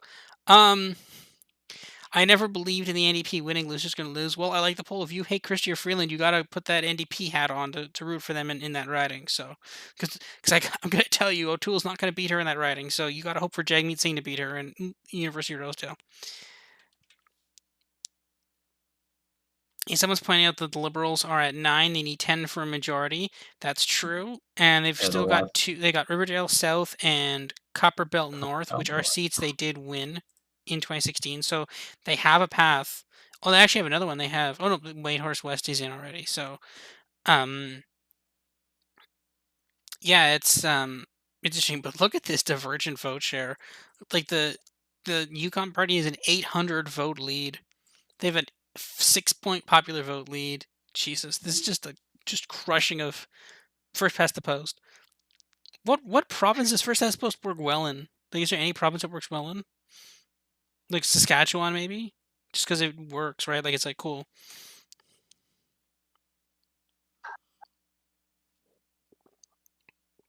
I mean, that's something dorky you could calculate. I mean, Alberta seems to be pretty even. Like, the party that's ahead we're going to win the most ridings.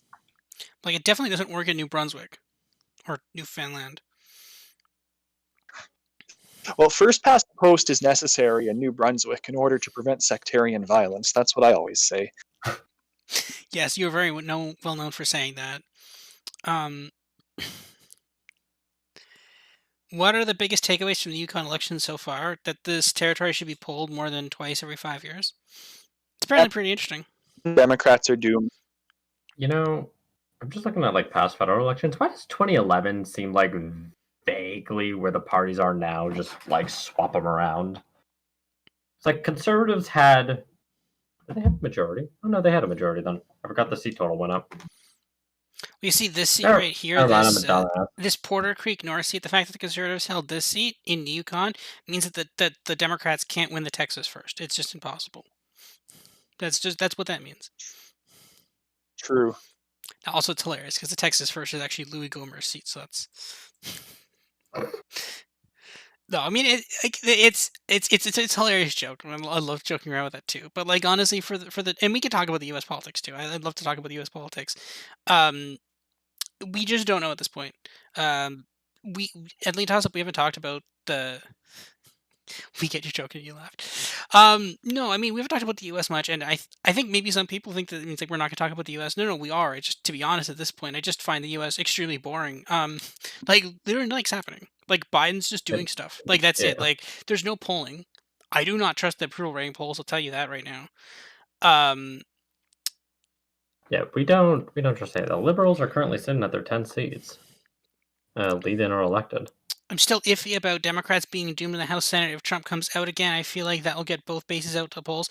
I actually this is the take. Like my one strong take about the U.S. is that like takes that Democrats are doomed are definitely overblown. Like if right now, if you gave me a bet 2-1 that Democrats hold the House, I'd 100% take that. Even sight unseen without the map, without even showing me the House map, if you gave me 2-1 odds, or better obviously, then I'd take it. Because the thing is, like, we're seeing this in the special elections now, with like Democrats just doing better than expected. Because when you get to special elections, you have differential turnout, and the voters who turn out are disproportionately white and college educated. That's basically in a low turnout environment or a midterm environment, those white college voters. Like functionally, what happens is in the general election, a lot more people vote, a lot more white non-college voters vote, which are good for Republicans.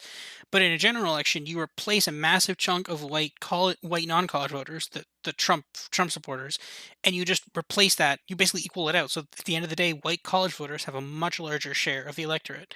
At the end of the day, that's just a good thing for Democrats. That's not a bad thing for Democrats. And they just become a lot more competitive in a lot of seats. That doesn't mean they're going to win Iowa. Probably not. Does that mean Tim Ryan's going to win Ohio? Probably not. But does it mean that they can win Ohio? They can win Pennsylvania and Wisconsin since he's flipped those two. Maybe even competitive in North Carolina, competitive in Texas Gov. Yeah, it definitely means that. Jumping across the world is just realized we got a more recent New Zealand national poll. Liberals leading in 10. Sandy Silver says to stop the count. Yeah. Stop the count. Greens in the ACT jumped a little bit. So no, we're definitely going to talk about Texas Gov is way less competitive than Texas AG. Don't bet on that. The comparison I like to use is that with the Texas blackouts, there are some comparisons to be made to like Ontario 2003 with the Conservative government and with the ridiculously high hydro bills. You could see something like that again too, like COVID. Again, if there's a mutation strain that runs through Texas and everybody has to go back on lockdown because of that, like don't. And then again, the thing still applies, right? Like I think a lot of people are discounting Texas in 2022 because it's like, oh, Biden couldn't win it in a midterm year. Well, the thing is, Beto won it. He didn't win. He lost to Cruz by 2 points in 2018. I think a lot of people have just said, well, that was the high watermark. But the thing is, when you're looking at this, and as we just said, with white college voters in the midterms functionally replacing white non-college voters, those white college voters don't just replace white non-college; they actually replace Hispanic voters. And if there's one group Democrats probably don't want voting in Texas in 2022, it's actually Hispanics. You want lower turnout in the Rio Grande, and that's exactly what a midterm does. So like, that's not terrible. Like it's actually a lot more competitive than people realize. Like if you give the Democratic governor candidate, if you give them Dallas, Tarrant, Colin, Denton, you give them like maybe a decent swing in like something like Montgomery County, you up them a little bit in like you reduce Hispanic turnout in Harris County, up white college in Harris County, you give them Bell County and in kind of suburban Austin. That's a tied race. That's a Dem win. Like those are very plausible results in a lot of cases. If you do a white college swing towards Democrats, like it's not impossible to envision a map where they win they win Texas Gov.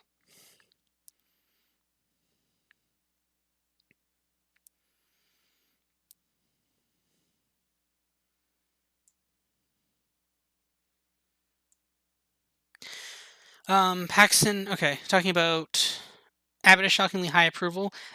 Texas approval rating is always weird to me because whenever you see a poll, it's either like this is the good poll for Democrats, at which point Republicans are like just above water, or this is like a good poll for Republicans that like they're winning by 10, and then they have like a 60-40 approval rating. Like their polls in Texas are weird, so I don't 100% trust any approval rating poll. But I don't buy that. I kind of think Texas is like fine. We'll vote for one Democrat right now, and I'd like to see them start voting for multiple Democrats at the top of the ballot. But I kind of think if they're going to pick one Democrat to vote for it, I mean it's going to be the top of the ticket. It'll be against Abbott.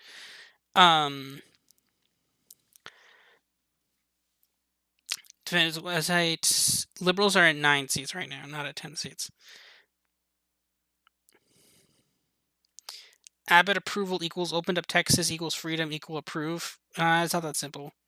Not that simple. I like the poll. Yeah, it reminds me of the California governor's recall. I think it's blown out of proportion. I think Newsom has more of a chance being primary than recalled. I agree. I think that's probably true. I still wouldn't completely discount the recall. I think it's a bit better now that COVID has done a lot better. But the problem, like that we've been vaccinated and cases are down.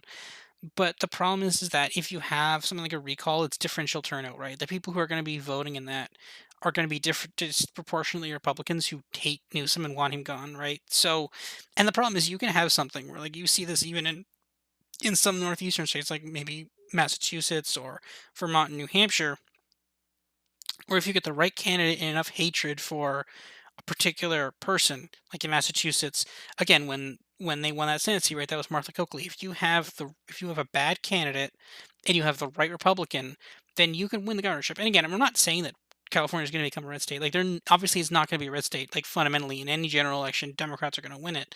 But like, if you get the right candidate and differential turnout, you can win that. Now, obviously, it's kind of stupid because like we saw some ratings for California. I think the most recent one I saw from I can't remember Center for Politics or Crystal Ball was like Likely D, and I understand where they're coming from because you have to kind of rate it for the recall, and their theory is that if a Republican wins the recall, then incumbent governors win re-election, but that wouldn't be the case. Like I think they have a better chance in a recall than the general election, honestly, because you're either going to have either one Newsom will be primary, and at that point it'll be like either Newsom versus a Democrat or like New Democrat versus other Republican, or you're gonna have something along the lines of like, well, Newsom lost the recall, and then all of a sudden we pick a new Democrat, and the Democrat just crushes the Republican, right? So.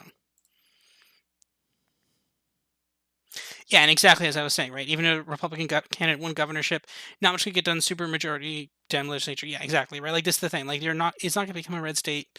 You're still going to have a Dem legislature. It'll just be contentious for a couple months, and then a Democrat will just win. It'd basically be like Doug Jones in Alabama.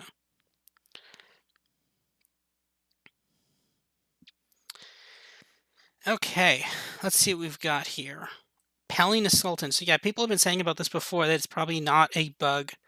We now have only one poll left to report, and it is a 2-vote lead for the NDP over the Yukon Party. Wow, that's really come along there. Those northern ones are kind of locked in, obviously with the exception of Vinutquinchen. Conservatives have pulled back Porter Creek Center. Copperbelt North, this was a Liberal riding in 2016. Yukon Party has had there by 28 votes, but again, that's far from definitive.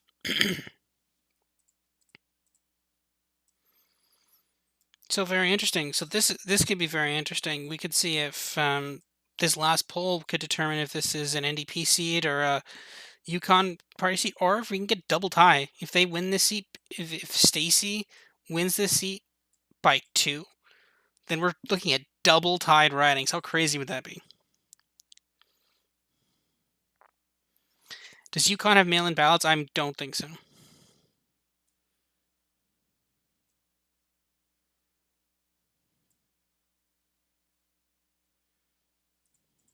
It's funny how BC shows the Green Party with a whopping 0 votes. Well, you had to click the C minor parties button to see that.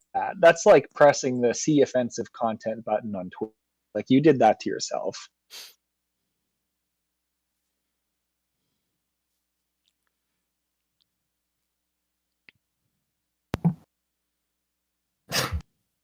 I'll be fair, these vote totals make for great meme material.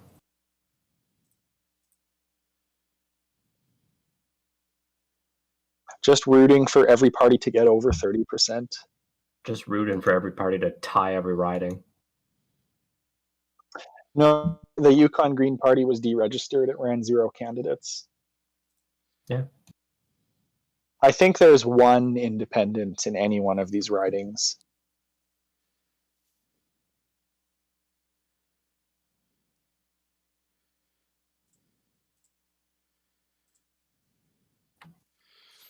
Did the Green Party even run? No.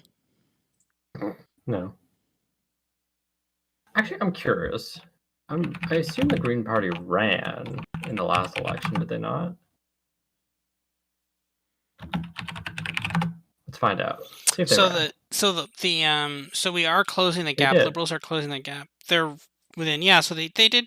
The Greens did run some candidates. Let's see here. In 2016, the Greens ran 5 candidates and they got 145 votes, which was 0.77% of the popular vote. Suffice it to say, they didn't win a seat. I think Frank de Jong, the Green leader in 2016, has actually moved away from the Yukon. He got 22 votes, which was second lowest for his party. That's upsetting. Yeah, I'd move out of town too. That was in Pally Nisit. Fuck.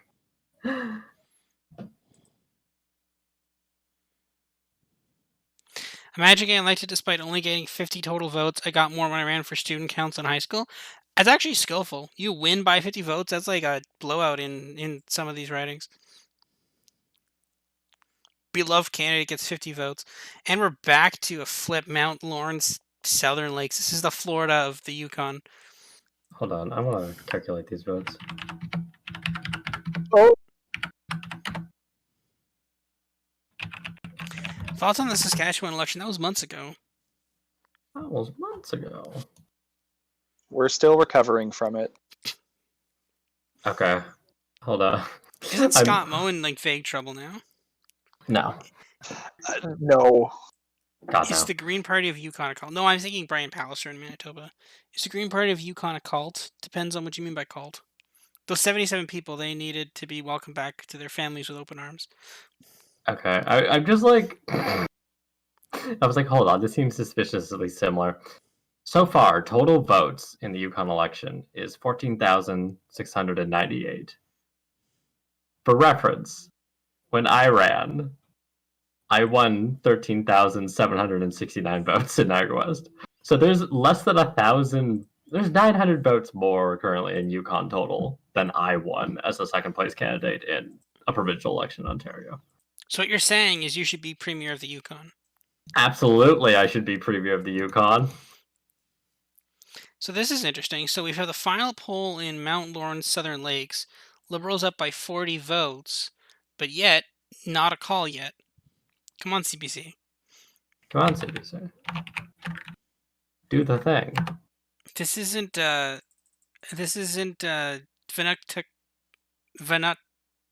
Gwinshin. This isn't Gwinshin. Come on, guys, make a call. And they make the call. Liberal wins by 40 votes. That is not a flip. That's actually exactly what was. How many seats did we win by last time? Let's see. Is that officially a Whitehorse seat or not? It is not. So the Liberals lost this seat to the NDP, or they won this seat by 14 votes. They beat the NDP in the seat by 14 votes in 2016, and then in this time they beat the Conservatives by 40 votes. So that's kind of a weird journey for that. Just a weird journey overall for that riding to go through in 5 years, but this election is the most exciting thing that happened all week. Well, it is Monday, so. Here's the call. Have you ever met Sam Osterhoff? I have not.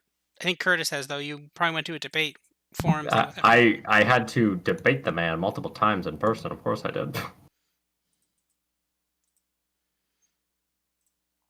Can we get 2 ties in one election, Nate? Or is that just too much? It's possible.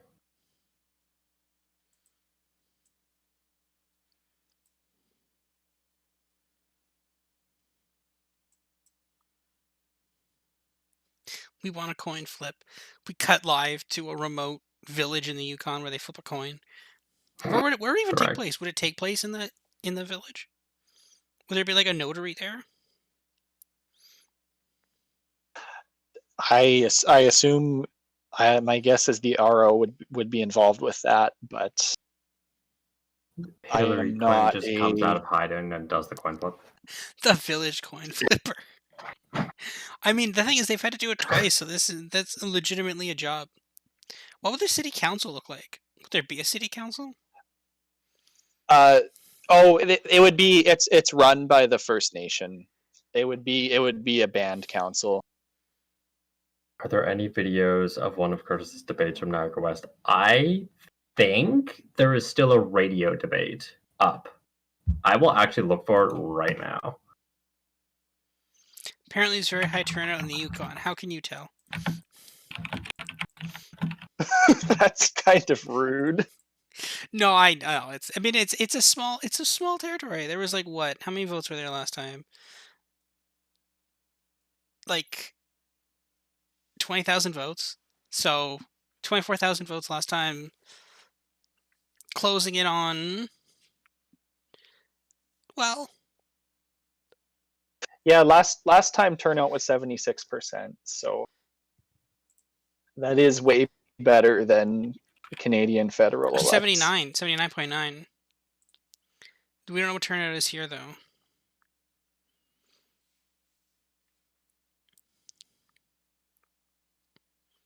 No block majority tonight, no. No, they're not. This is not their night.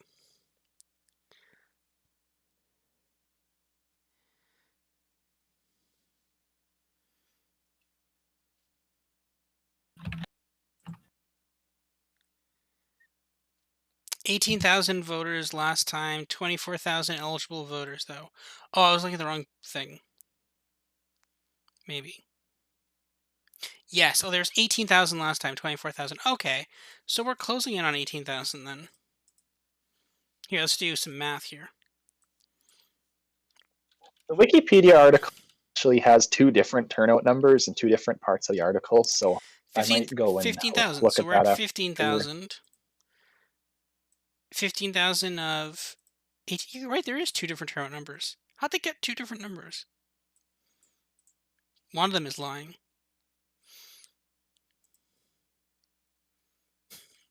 Disappointing night for the Wexit party in Yukon. Yeah, that's true. I don't know how they can recover from this.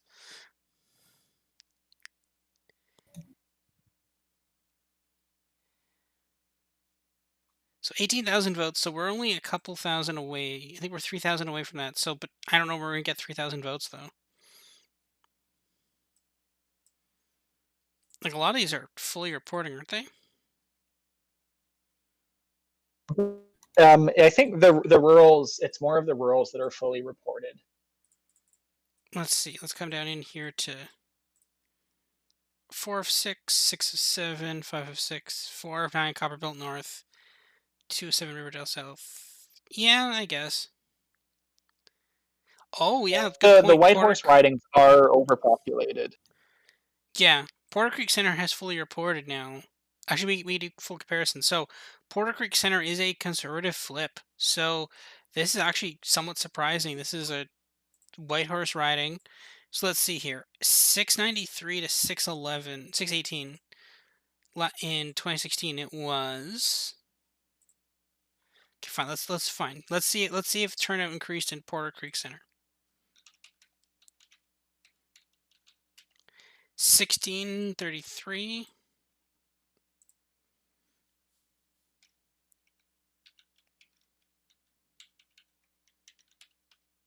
Wow, so that actually is a massive turnout. That's actually a 600 voter increase from 2016. So there is that. My apologies, I was wrong. That is an increased turnout.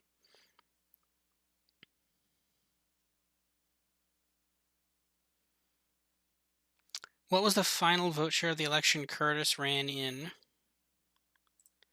I think we might have it here. Yeah, this was Niagara West. I think it was like 60 some odd percent, 64%. Turnout was 64%. Yeah, Curtis got just a shy of 30%. Osterhoff only just over. Osterhoff just over 15%.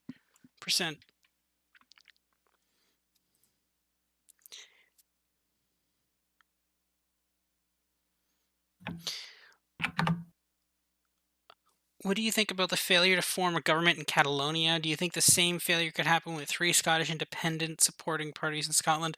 Well, the Alba party isn't really, like, they're not particularly significant, so I don't really think that's a cult of personality, if anything. I don't think the Alba party personally is going to, like, manage to make too much of an impact.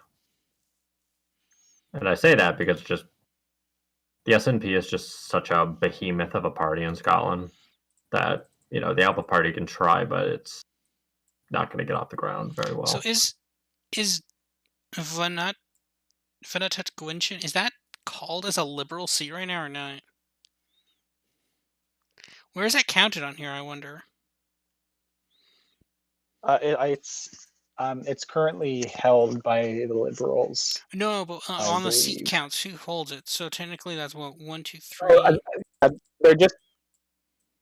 It's not both, right? 1, 2, 3. They hold it. 4, 5, 6, 7, 8, 9. So it's technically held by Liberals because it's currently red.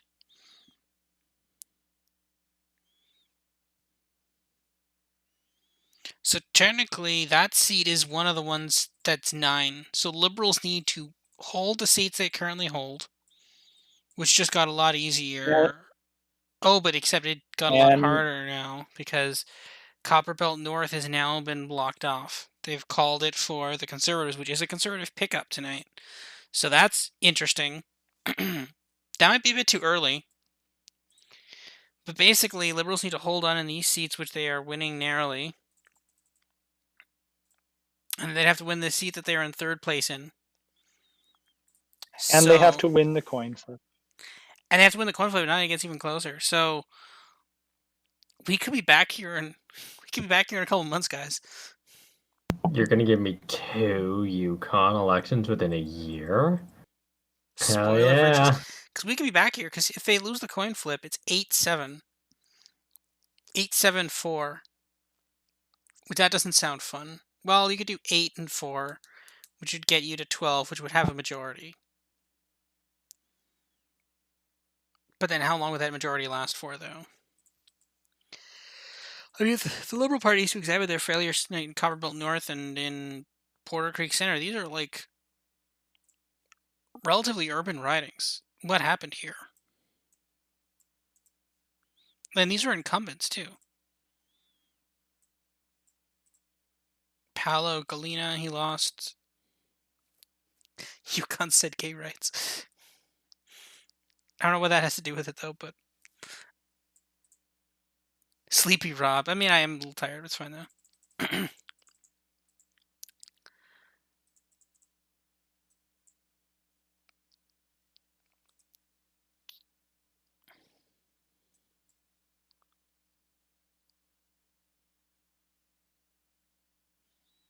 The fact that the keys to government hang in the balance of a coin flip feels wrong. Well, to be fair, if there was one government in the world you wanted to hand over to a coin toss, you couldn't do much better than to pick Yukon, I guess. Like, what are they going to do up there? Mining rights.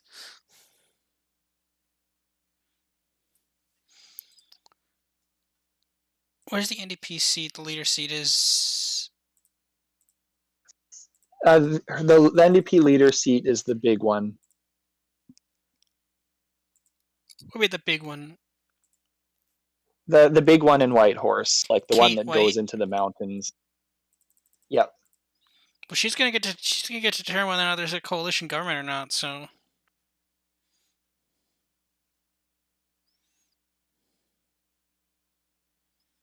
But is there ever a coalition government in Canada?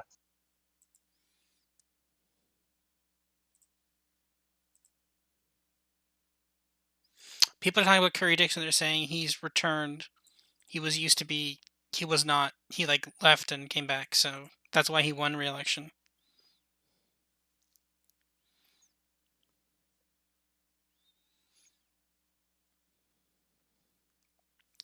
Wasn't Virginia decided by coin toss? It was in 2017, not in 2019. 2019 it was decided by coin toss. I think Democrats lost the coin toss too.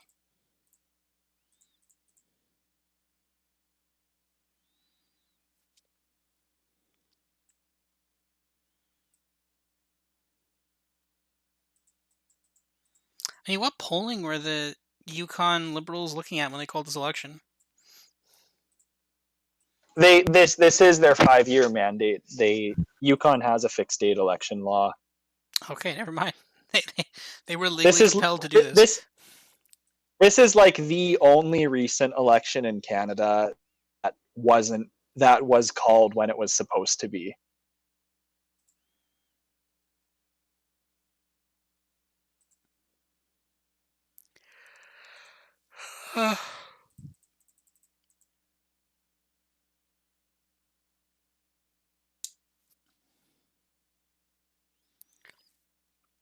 It's looking like a hung parliament in Yukon. Minority called by CBC. It was not on this site yet, but I feel like it's about to be.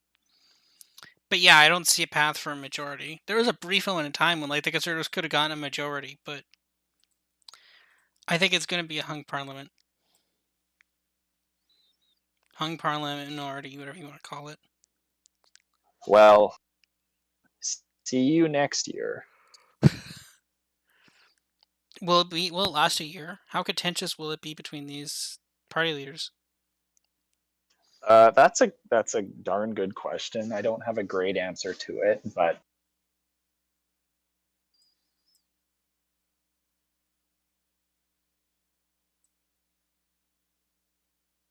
I think we could be back here soon. Over, under, are we here before a federal election or after? It would be hilarious if we just had another Yukon election. If we had another Yukon election before a federal election, that would be objectively funny.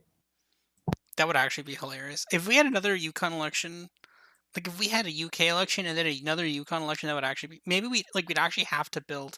Yep, CBC projects minority government. It just came up down here, guys. Which is being obstructed by the banners. That was poor banner design, but yeah.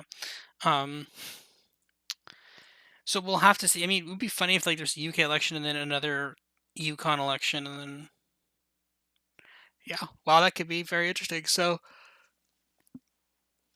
I mean, it's been fun. This is a lot more fun than I thought we were gonna have for a Yukon election. Yeah, I bet Kyle's sitting in the audience, just being there. Kyle has been tweeting about this election the entire time. That's tweeting, and he's not here because he hates us. Little known fact. No, he doesn't. Yeah, this stream tonight was actually my idea. No one else believed me when I said that Yukon was the most important jurisdiction in Canada, but here we are. It actually is true. Like actually, like it was actually like you for this election, for this stream, you actually should thank Alex. I wasn't sure we were gonna do anything, and Alex like, we're doing it today, and I'm like, yeah, okay, I guess we could do it, and then yeah, no, yeah, back in 1879, the High Point election was Fanata Quinchen. Yeah, when I clicked on it and it was tied, I was like, guys.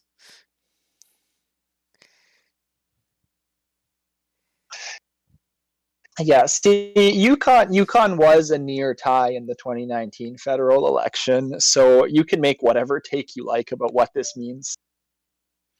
Why would there be another Why would there be another UK election? There's UK local elections. There's Scottish Parliament, Welsh Parliament, and UK random mayors, and then a bunch of other ones that we're not going to talk about. But we're going to talk about those other ones. We're going to talk about the Welsh. We're going to talk about Scotland and Welsh and the mayoral elections, though. So that's going to be fun. There's something coming on that very soon. So. And if we get a vote, if we get a vote of confidence in Alberta, I will scream, but I don't think it's happening. That would be hilarious if we had an early election in Alberta. That would actually be hilarious. It would be like it'd be Jason Kennedy just publicly shooting himself in the foot. It'd be like shooting himself in the foot, and then like a month later when the election comes, not like shooting him in the head. Like, oops. You'd be like, if you don't do what I want, I will shoot myself in the foot. And then there's like rural conservative guy, do it. And I'm like, okay, does it? I'm like, wow, that was really dumb. I'm automatically hyped for Wales. Yeah, I don't actually know what the model's going to say for Wales yet. I don't actually know what's going to say, and I think it's going to say something different than what people think. So I'm actually hyped for Wales. Let's see if we can get abolish the Welsh Assembly in the Welsh Assembly. Abolish the Welsh Assembly. It's actually the best thing is when you look at the UK tab, specifically in Scotland, there's like a group of people who like every time I see this in the crosstabs I laugh, because there's a group of people in Scotland who voted leave in the European Union referendum, and then they also want Scottish independence. And like I've joked about that they're just the caucus of leaving things. They just want to leave everything. Yeah, fuck it. They just want to not have the thing that's currently happening go. So we need to leave everything. Burn everything to the ground. And then at some point, like parts of Scotland will leave Scotland. Be like the Highlands and the Lowlands are independent from each other once again. Be like, leave the EU, leave the UK, leave Scotland. They're like their small town seeds from like their region. Be like Dundee independence. Edinburgh independence. Municipal anarchism. What does this election mean in regards to the looming federal election? I've got no idea. Balkanization of England, I'm hyped for that as well. Why don't this thing? If you're from the UK, why do you not just have provinces like us? Like, why is there not like a West Midlands province? Like, why not just let them do that? Federalism is a new world ideal, apparently. I mean, it works decently well for Canada. I mean, like, we have problems with some things. Here's the thing. I like to make the argument that if we didn't have federalism and it was like kind of like a centralized authority, like a lot of European states, Canada would have fallen apart a long time ago.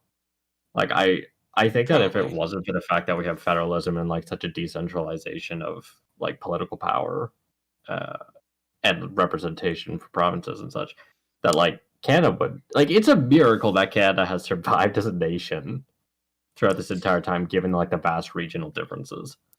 British people are allergic to doing things correctly or functionally. Yeah, maybe Northern Independence Party. See, that's the thing, right? Like, there's so many balkanization movements in your country, like because they don't have the freedom to just if you let like Yorkshire just control their own taxes and infrastructure network. I'm sure they wouldn't want to leave. Yeah, but England partition is like Ontario partition. Like you're like that's like setting up like a Southwest Ontario authority. No, that'd be dumb. It'd be Well, like if there you you set up go. like, well, if you, the thing is, it's stupid because like on some level the UK system is actually slightly better because like as someone who lives in the Niagara region and Curtis also lives in the Niagara region, we have like no control over anything. Like we functionally should have as much control over the Niagara region as an authority, but it's not. It's elected, but they're nonpartisan, so we don't even know who they're representing. We don't know who actually controls like the region, and you can't do much, right? Like you're just like, cool, we elected this thing and we control like property taxes or something, right? Like they don't have nearly as much control as the local authorities, but at that point then they don't get to vote for a premier. We get to vote for a premier, right? So, well, functionally vote for a premier, right? So it's different, but like I feel like if you could mix them together, if you could be like, cool, there's now like a premier of the West Midlands instead of a mayor of the West Midlands, which is stupid because it's not even the entire West Midlands. But anyway, if you just made a premier of the West Midlands, and then fine, if you want to make, let's call it Birmingham because it's what it is. It's Birmingham. It's not the West Midlands. It's literally just Birmingham. If you made Birmingham a city or a region, and then you basically said, fine, you're the mayor or regional leader or regional dictator, whatever. I don't care what you want to call it. You're the leader of Birmingham, and then you have the premier of the West Midlands, and then you have the the prime minister of the UK. That makes sense. But like other systems don't make sense. Curtis, write this down. As MPP, I will support the establishment of a Niagara legislature. I will support for the advocation of devolved powers to the Niagara legislature. You know, it's hilarious. As you do. It's hilarious because like the Niagara has what, 500,000 people? You could do it. 400,000 people. Yeah, well, no, there's the region in the UK of like what's it called? Cornwall. Cornwall wants to separate. They have like the same population as the Niagara region. Yeah, it's entirely possible. Like Cornwallish independence is basically the same thing. I think I looked at the stats. Like we actually have a higher percentage of like Scottish or like Welsh speaking people than Cornwall does. So like there should be like it's a rate. It doesn't. It's that populism updates keeps hyping Cornwallish independence. It's not like actually a thing, but it's like it's a little bit of a thing. Cornwall secessionist is so fake. We'll talk to populism updates about that. But like, if Cornwall separates, then we should be able to separate from Ontario. Like Niagara regional independence. Niagara region independence. You know what? Just do it like a fantasy like region by region poll. Like Niagara West would absolutely just be like, yes, give. Someone asked if we live in Niagara, if we live in the vineyards. No, we live beside the vineyards. I used to live like in the orchards where I used to live. I live in St. Catharines now, so like I live just in the city. In Niagara region, there's like these pockets of cities in between just giant vineyards. That's what Niagara region is. Niagara region is just agriculture. Pockets of cities, more agriculture. I used to make the joke that there's like one of the major roads that you could take traveling from like St. Catharines all the way to Grimsby, but it's like the back highway kind of thing. But between like Jordan and I'm gonna say like halfway to Grimsby, you go along this stretch of road and it's just vineyard, church, vineyard, church, vineyard, church, vineyard, church, and it keeps going. Yeah. And I was like, this encapsulates Niagara West like perfectly. It's literally just churches and vineyards. Someone says Niagara just shut down the CN rails until you all get representation. I'm like, I like that idea. We just hold the railway hostage. God, you know what? Do it. It might be the only way we're going to get GO Transit. Yeah, like that's when we saw Curtis saw my tweet or some of the other tweets when we saw the U.S. infrastructure plan. It involved extending Amtrak into Toronto. Like we would get we get an Amtrak station before we get GO service. It's like that was just hilarious. It just rubbing salt in the wound. I could theoretically in the future be able to get on a train in St. Catharines and go to Cincinnati before I can get on a train in St. Catharines and go to Toronto. Yeah. Full service. If we're in Niagara, we have to drive to Burlington to get on a train to go to Toronto. Like, here's the thing. Niagara region is like if you like cars, you should live in Niagara because you need a car to go literally anywhere. Politicians in Ontario will be like, oh, but there's technically GO service from St. Catharines and Niagara Falls to Toronto, and it's like, yeah, it's one train in the morning, one train at night at like some ungodly hour. So It's like 6 a.m. Petition to freeze Niagara Falls permanently. Well, the Sun has some words for you about that. Did they take a lunch break or something? Why is it taking so long? No, this is just Miami. Like they got the counters from like Miami to come up and do this one. Miami-Dade. Yeah, got the people from Miami-Dade. Ontario was wild. Yeah, it is. Look at our housing prices. It's also pretty wild. But we share. People are talking about Vancouver Island independence. It'd be kind of cool. Be neat if they were a province. It's the thing. There's like the whole thing of like independence, and like you have to like satisfy like a couple of requirements, and there's no real area in Canada outside of like arguably Quebec that really meets the requirements for like independence. Because like you need to have like a distinct language, you need to have a distinct culture, you need to have the distinct like political system kind of idea. Well, I think we could carve. I think we could carve up some provinces into kind of like city states. Like I think Ontario on some level is a little big, but at the same time, though, if you actually even want a hope of a chance of a regional transit network, you have to have all of them in one province, right? Like if you can't have Toronto being its own province, and then there's no connection to the rest of the GTA. Like that would be a horrible idea. Talk about the Northern Ontario Party, the Nope Party. I mean, that's the thing. We got Ontario 2022 coming up. I'm excited for that election, and also Quebec 2022, but specifically Ontario 2022. That one is going to be.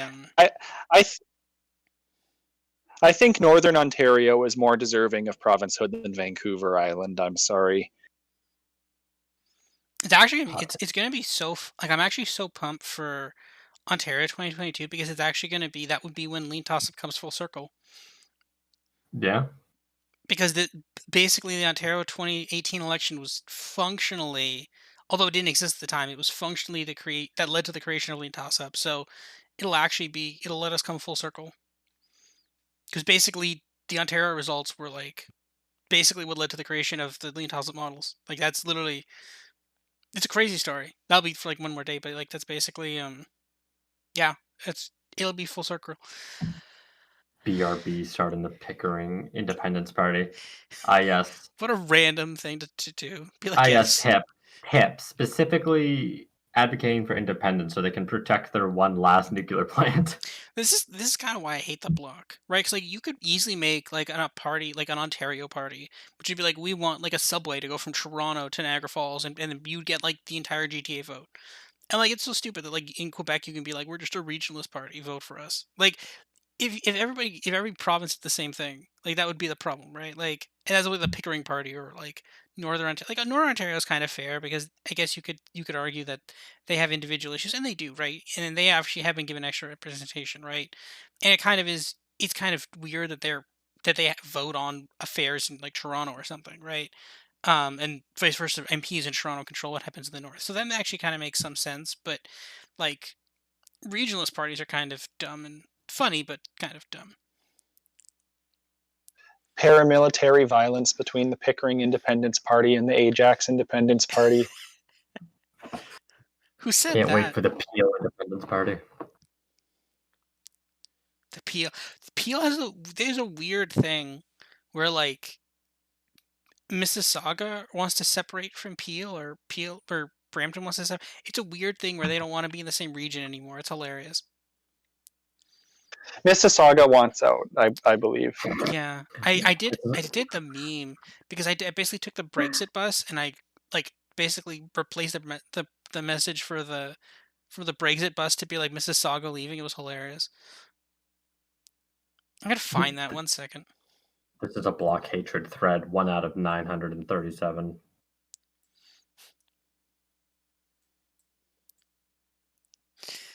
I don't think people like the Bloc too much. Well, if you're not inside of Quebec, I'm going to go off on a limb and say not a lot of people like the Bloc.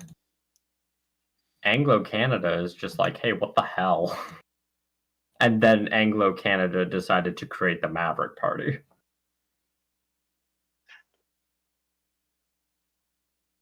Yeah, they could have named it something else, but it's still Maverick.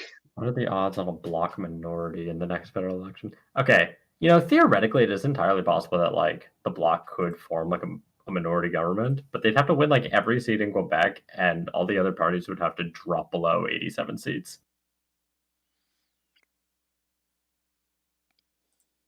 I can't remember how close they came in like, what was it, 1993 or something? 95? 93, 95? Hold on. It was, yeah, I don't know, the absolute closest they came was... Oh yeah, it was 93.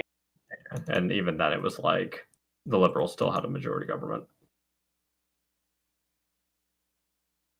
Because the Liberals swept Ontario. So you need a regional party winning every region of the country, except you also need Ontario to be divided between two Ontario-only regionalist parties. Anyone else remember the 93 election when the Progressive Conservatives went from 156 seats to 102? Two seats.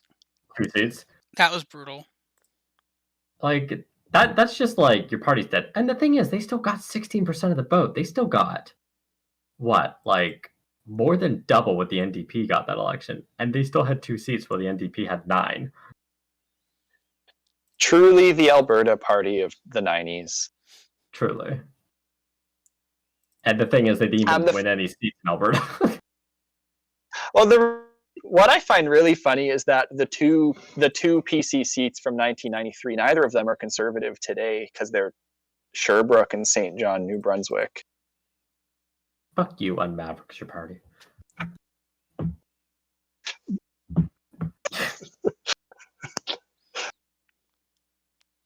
The Oshawa Independence Party led by Ed Broadband. You know what? It could do well for itself. The Bloc did racism successfully? Kind of. I thought it was pretty funny that the Bloc proposed that Quebec should be exempt from the carbon tax because all the other provinces are stinky. I thought that was a pretty good policy item. Yeah, Quebec has some great things.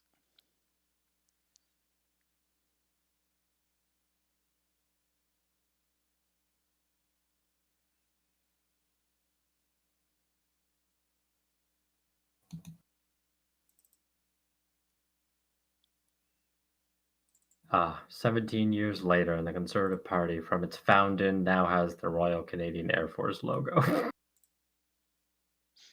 What was the logo for the Conservative Party when they first started out? 17 years ago. I think they just had the C with the maple leaf. They've only been through 2 logos. Huh? You know what? Let's find out. I'm pretty sure that's the case. Like the old C maple leaf was supposed to be a compromise because it didn't look distinctively PC or reform. I've got to have that picture of that bus. 1 second. I know I have that picture here somewhere.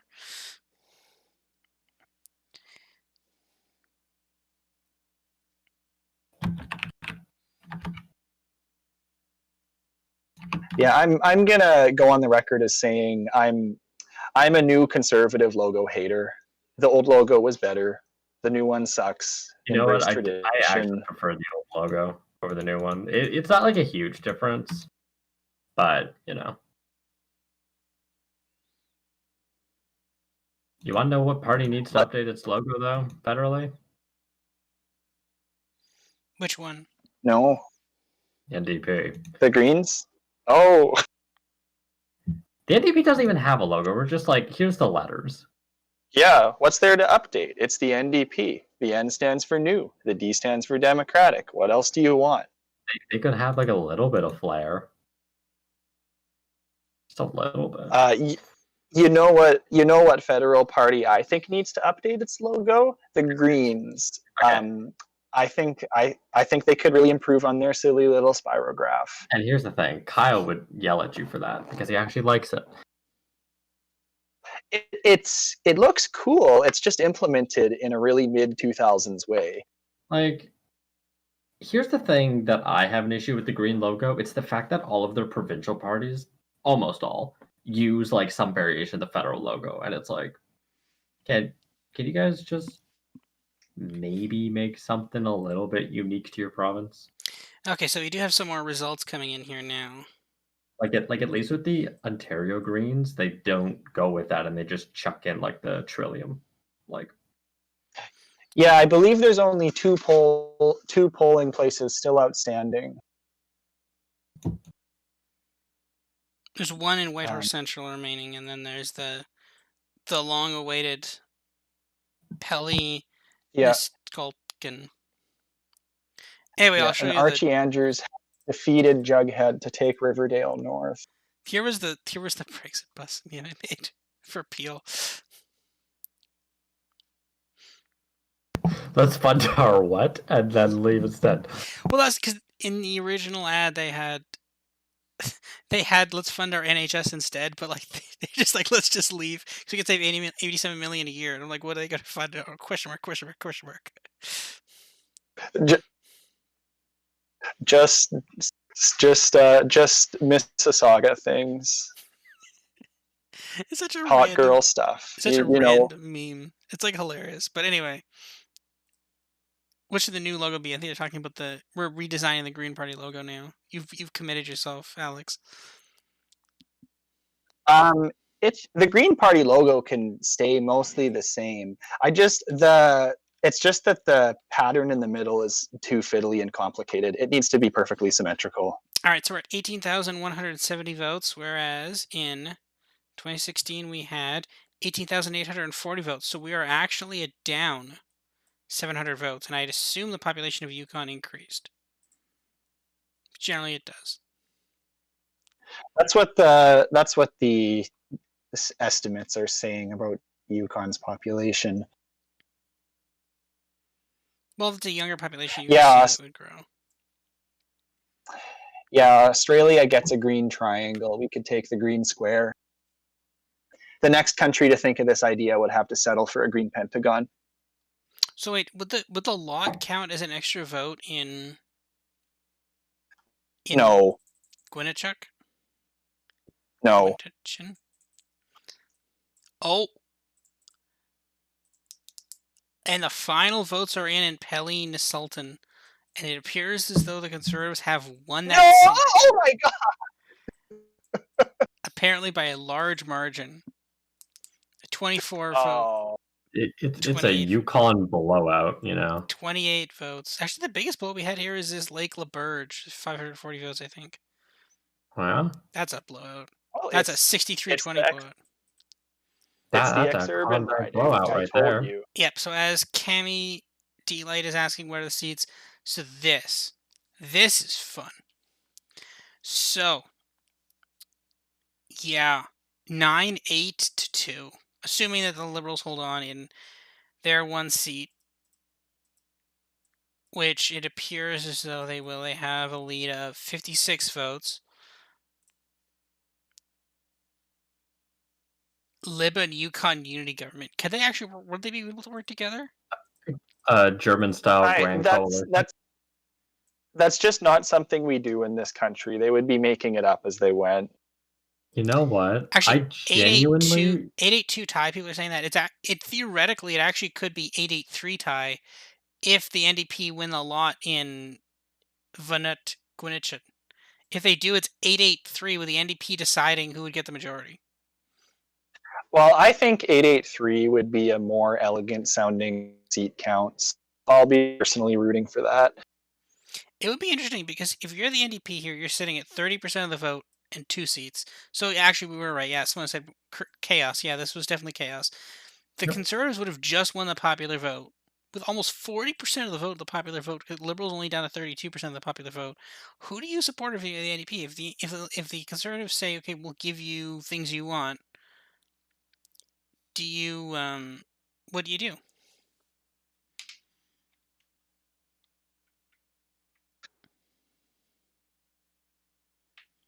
Also, who would be speaker? Wouldn't whoever be speaker? Wait a minute. Oh, they can't actually. Okay, if it's an NDP Liberal coalition, they can. So the Liberal NDP Well, coalition would so if it's an 8-8-3, then it doesn't matter. Whoever the NDP go with win. But if it's a 9-8, then the NDP can only work with the Liberals, because then it has to be a Liberal. It'd have to be a Liberal speaker then. yeah, but the most likely outcome is there's no formal coalition.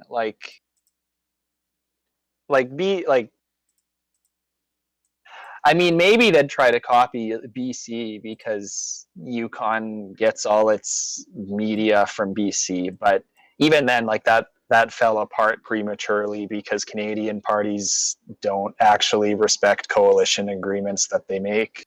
Well, what did the NDP say about the Liberals in this election? Did they attack them a lot or not?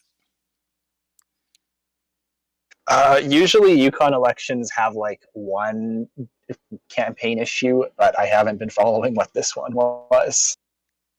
We're slacking. We're the election people, and we also didn't pay attention to this election. Well, we didn't make a Yukon forecast. Make a polar bear the speaker. That's not terrible. You definitely not want to talk over the speaker. The NW legislature actually has a polar bear rug on the floor in front of the speaker's chair. He was the former speaker. The first speaker won the speakership by killing that polar bear. They beat the shit out of that polar bear. No, I think it is literally a polar bear that was killed by a MLA. Was that MLA like the premier or? No, a backbencher. Of course. God, that would have been a hell of a campaign selling point. Like, I beat a polar bear to death with my bare hands. Oh, Yukon NDP leader is speaking now. Oh, cool. I don't know. I don't think we'll cut to that. We haven't cut to anything, to be fair. So, if Ford lost an election or stepped down, who do you think would replace him? Lecce. Sam Oosterhoff, obviously. No, it'd be Lecce. Oosterhoff would be like the VP, but it would be Lecce though. It would 1000% be Lecce. They're setting up for Lecce. I think like at a certain point you stop being able to continue to run for PC leader, so I don't think they wouldn't let her run again. What's her name? Elliot. They wouldn't let. I think you can only run for leaders X amount of times. They wouldn't let. Yeah, they'd be like, no, you're done. Because here's the thing: if Ford's going to step down, the first thing he would do is he would pass a resolution that says you can only run X amount of times, and then that would get run for PC leader no more than the amount of times Christine Elliott has run. Caroline, whatever. No, when have you heard her talk? See, this is the thing. Whenever you hear any of the Ford press conferences, it's always him, Elliott, and Lecce. Mulroney, she's a backbencher.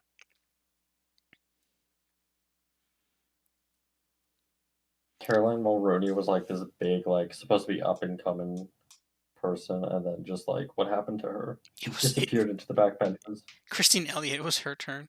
No, I mean Mulroney is whatever. She's not even like. The thing is, like, Ford winning was like the biggest functionally FU to like Mulroney, because it was basically like, here's a rejection of 60 some odd years of conservative orthodoxy. Where, like, where does Mulroney fit in this party? She ran. Because I kind of think at one point they kind of thought they were going to lose and that it would be good for her to get the exposure. But, like, she's been functionally assigned as a backbencher. The government has functionally rejected science, basic math. It's not good. It is not good, and it's not a situation where I think she could feel comfortable running. She's much more like they're far more likely to elect Tanya Granick-Aleck, the one who came in fourth, than Mulroney. Fire Lecce trends every week, though. Yeah, that's why he's going to win. Parents hate him. Exactly. That's why he's going to win. He'll win the leadership. Then he'll instantly lose, but he'll win leadership, though. Parents hate him. See how he'll win the 2022 election. No, it's because teachers hate him. That's why.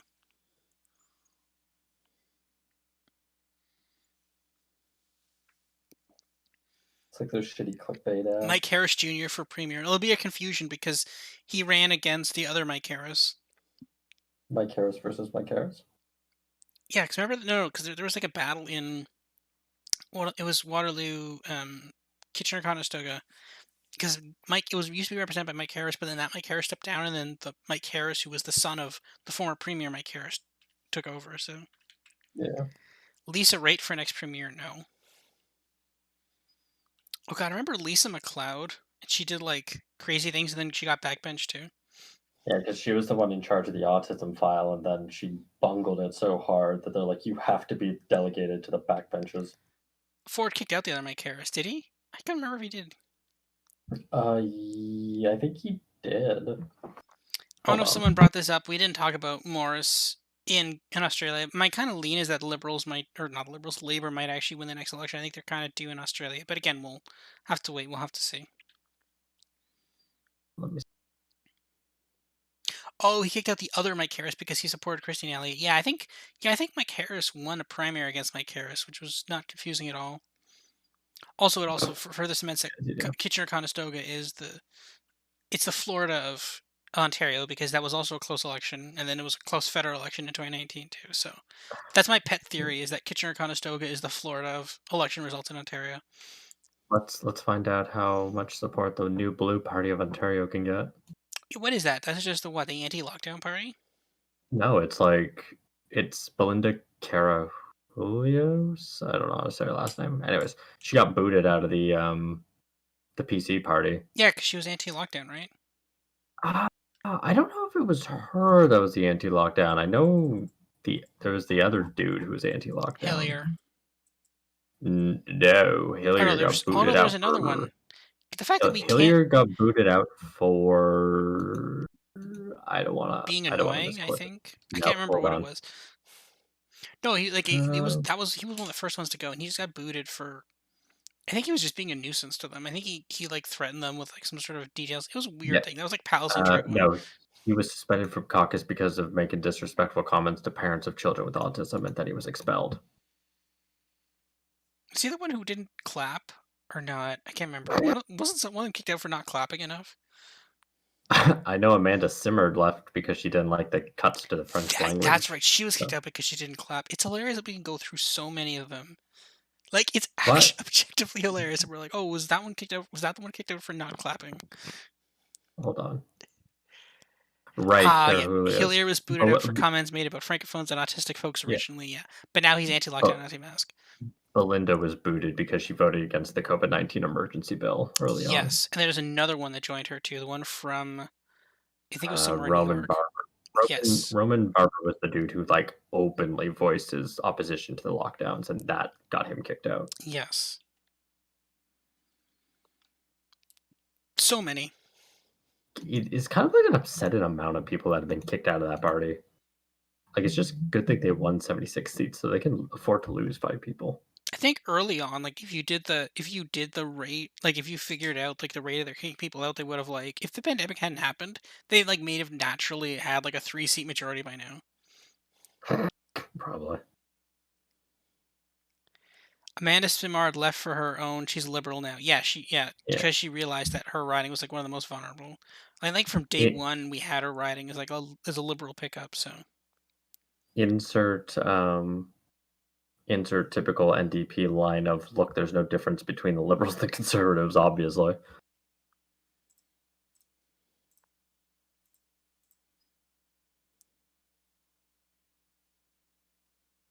Keir Starmer has revealed that he's an atheist. Cool. Finally, atheist representation in politics.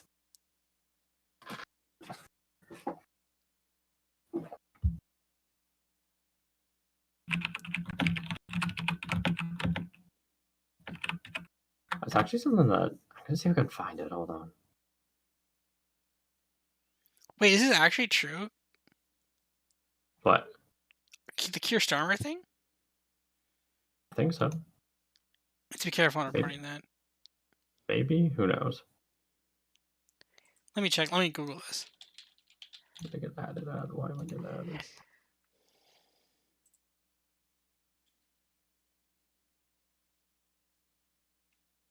How many people are non-religious in the U.S. Congress as of right now? Like 2, I think. There's 1 in the Senate. It's unaffiliated. And there is nobody in the House that is openly unaffiliated, but there's like 14 that are don't know/refused. I thought there was one from California. In the U.S. Senate, 60 members are Protestant, 22 are Catholic, 4 are Mormon, 8 are Jewish, 1 is a Buddhist, and 1 is unaffiliated, and 4 are don't know/refused. In the House, 233 are Protestants, 141 are Catholics, 26 are Jewish, 6 are Mormon, 2 are Unitarian, 3 Hindus, 1 Buddhist, 3 Muslims, and 14 don't know/refused.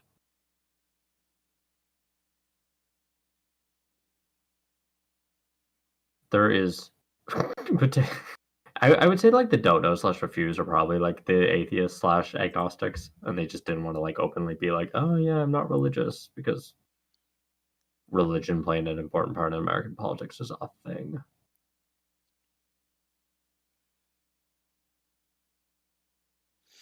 I can't believe the Unitarians are overrepresented in Congress. My religion is lean toss-up. Thank you for your support. MPP Gina Martow of Thornhill was originally running again, then she wasn't running because she wanted to seek the CPC nomination to succeed Peter Kent. She ended up losing Melissa Lantsman. Keep an eye on Thornhill federally, maybe even provincially. Like if Trudeau does well with university-educated voters and the Conservatives don't, that seat is a prime target for them. The people are just going to fall under the radar.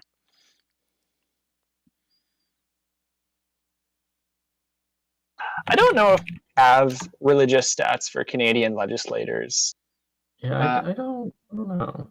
I haven't seen anything like that offhand. I know Dick Sloan is the first Adventist in the House of Commons, but this stuff is all on the anecdotal level. I don't know if anyone's asked all 338. Brandon, I wonder how many PCs in Ontario will end up running for the Conservative Party of Canada when the PCs lose some years down the line. Well, first of all, it's possibly going to be 2022. Pretty sure many of Harper's Ontario MPs are from the Harris government/PCs. Yeah, it is kind of true. The thing is, a lot of Ford's people are straight up Ford people. Like they're not. Like it's like this is Ford's people and this is who he wants, right? So I'm like, unless Ford ran federally, I don't think a lot of them are gonna come. And he could honestly, like if he lost in 20, if basically if O'Toole goes down now, and then there's no reason for the if O'Toole goes down now and then they lose a majority and O'Toole tries to hold on for a little bit, he gets leadership reviewed about 6 or so months down the line. And then there's a federal one. If Doug Ford is in trouble, he might decide to cut and run, be like, cool. And at that point, then he could run federally and then leave Elliott or someone hide. He'd be like, okay, then he'll let Elliott have that one, and then Elliott he'd definitely do that too. So we'll see. He could run federally. If he ran federally, he'd probably drag a lot of his people with him. Kristen Sinema was an open atheist when she was in the House, but she apparently has pushed back against that characterization when she was elected to the Senate. She's pushed back against a lot of things she said when she was in the House. Will the Greens get 4 seats, though? No. No, if anything, they're going to lose the seat. NDP are all godless. Yeah. Can you do overview of results thus far? I'll do that in a second. Ontario needs to keep Ford to save us from Prime Minister Ford. No. We see, the nice thing about Ontario being the largest province is that we can both get rid of Premier Ford and then also stop Prime Minister Ford from happening. So yeah, weirdly. Recap of the results so far. So actually, all the results are locked in. Did Peter MacKay win Yukon? Actually, I don't even remember. Probably not. He didn't win a lot of ridings. Anyway, so everything's locked in now. So we have officially locked in, and I think someone said it on Twitter. I'll copy them. I think it was Earl or one of them on Twitter, or Election Maps Canada, or not Election Maps Canada. Canadian Election Atlas. They called it 8.5, 8.5, 8, 2.5, right? Because this is still the undecided, right? Because CBC refuses to call. It should be an easy call at this point. They refuse to call Vunta Gwenchin. You should make a call here. Like, this is what everything comes down to. Like, if you're an election analyst and you see an election result like this, you gotta make the call. Like, I don't know how you can't project who's gonna win this seat. But anyway, basically a tie. If the Liberals win the lot drawing, then it's 9-8-2. That actually kind of makes things worse because they'd have to put up a speaker candidate, and it'd be 8-8-2, and then anything could topple them. They need NDP support. The question is, will they get NDP support? For how long will they get NDP support? If it's 8-8-2, if the NDP win it, then I think we're going right back to elections. We could be is the Yukon going to be the Israel of Canada? I was literally going to make that joke.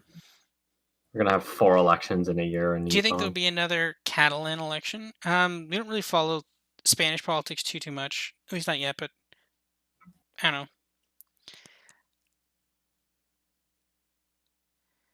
Cinema is my favorite girl boss, but you spelled her name wrong, so you gotta work on that I like poll.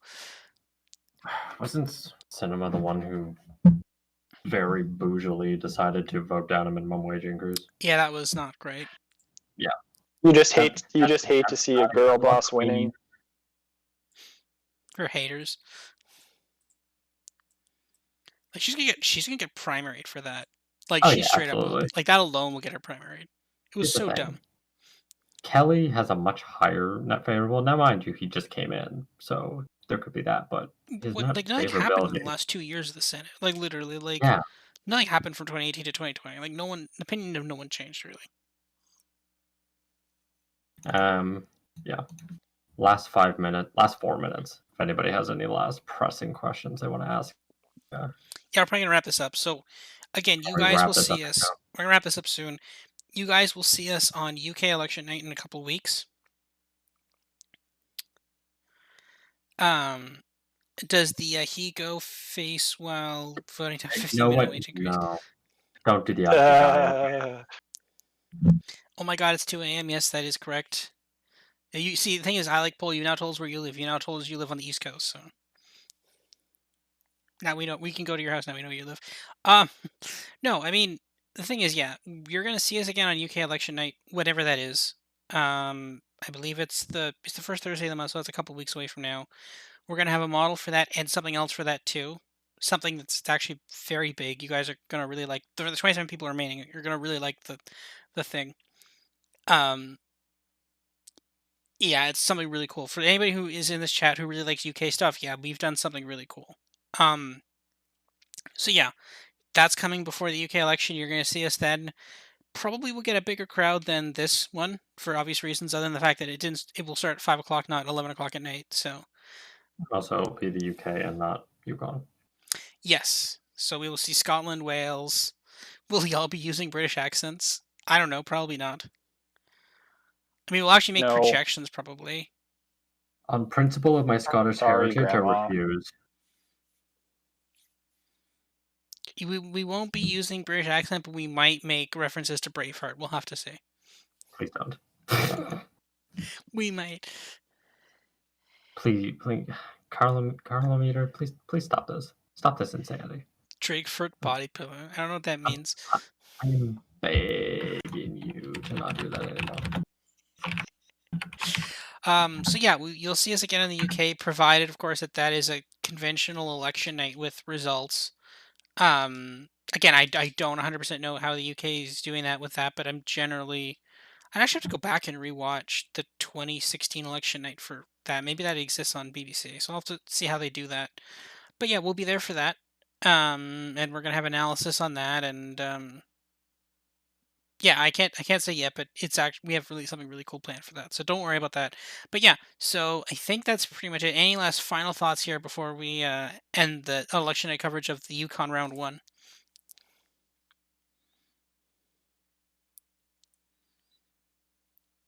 Alex, final thoughts. Well, someone asked, will we get pharmacare? And I can say that at the NDP convention, we promised we would form a majority government in 2021. So yeah, that's going to happen. We promised it. Okay. That's not, so final thoughts about the Yukon. I should clarify that. Final thoughts about the Yukon, about what we just witnessed tonight. This was great. I'm so glad that Vuntut tied. This was the best Yukon election I've ever live streamed. We're clipping that and putting that on Twitter. Like 1,000%. We're clipping that and putting it on Twitter. The tie moment, we're gonna clip that and put that on Twitter. That was a great moment. That's a pretty good moment. You'll see that on Yukon is the small domino. I don't know what that means exactly, but I mean, again, I would not be surprised if we're back here in a couple weeks, because this may not be. To an NDP majority, that seems a bit far-fetched. What we witnessed was horrific. I'm traumatized. Yeah, I mean, ties are not easy. That's never been a. Hopefully we'll get Kyle this time, because we didn't think this was going to be interesting, and then this was actually surprisingly interesting. So yeah, we're gonna have to go beat up Kyle for it. But anyways, okay, fine. Last thought here before we all go here. What do we think about the fact that yet again the Conservatives have won a majority of the popular vote, and yet the Liberals' vote efficiency in yet another Canadian province carries out in the end? Because again, we saw this. It's kind of funny. Like, I think it's kind of funny, but also this is Yukon. Like, this shit always happens. The parties always get about 30%.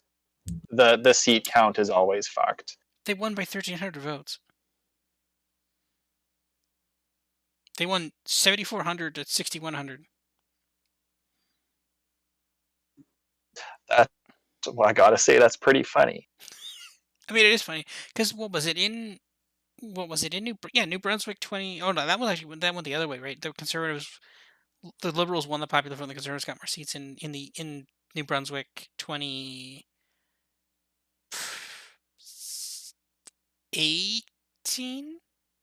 2019.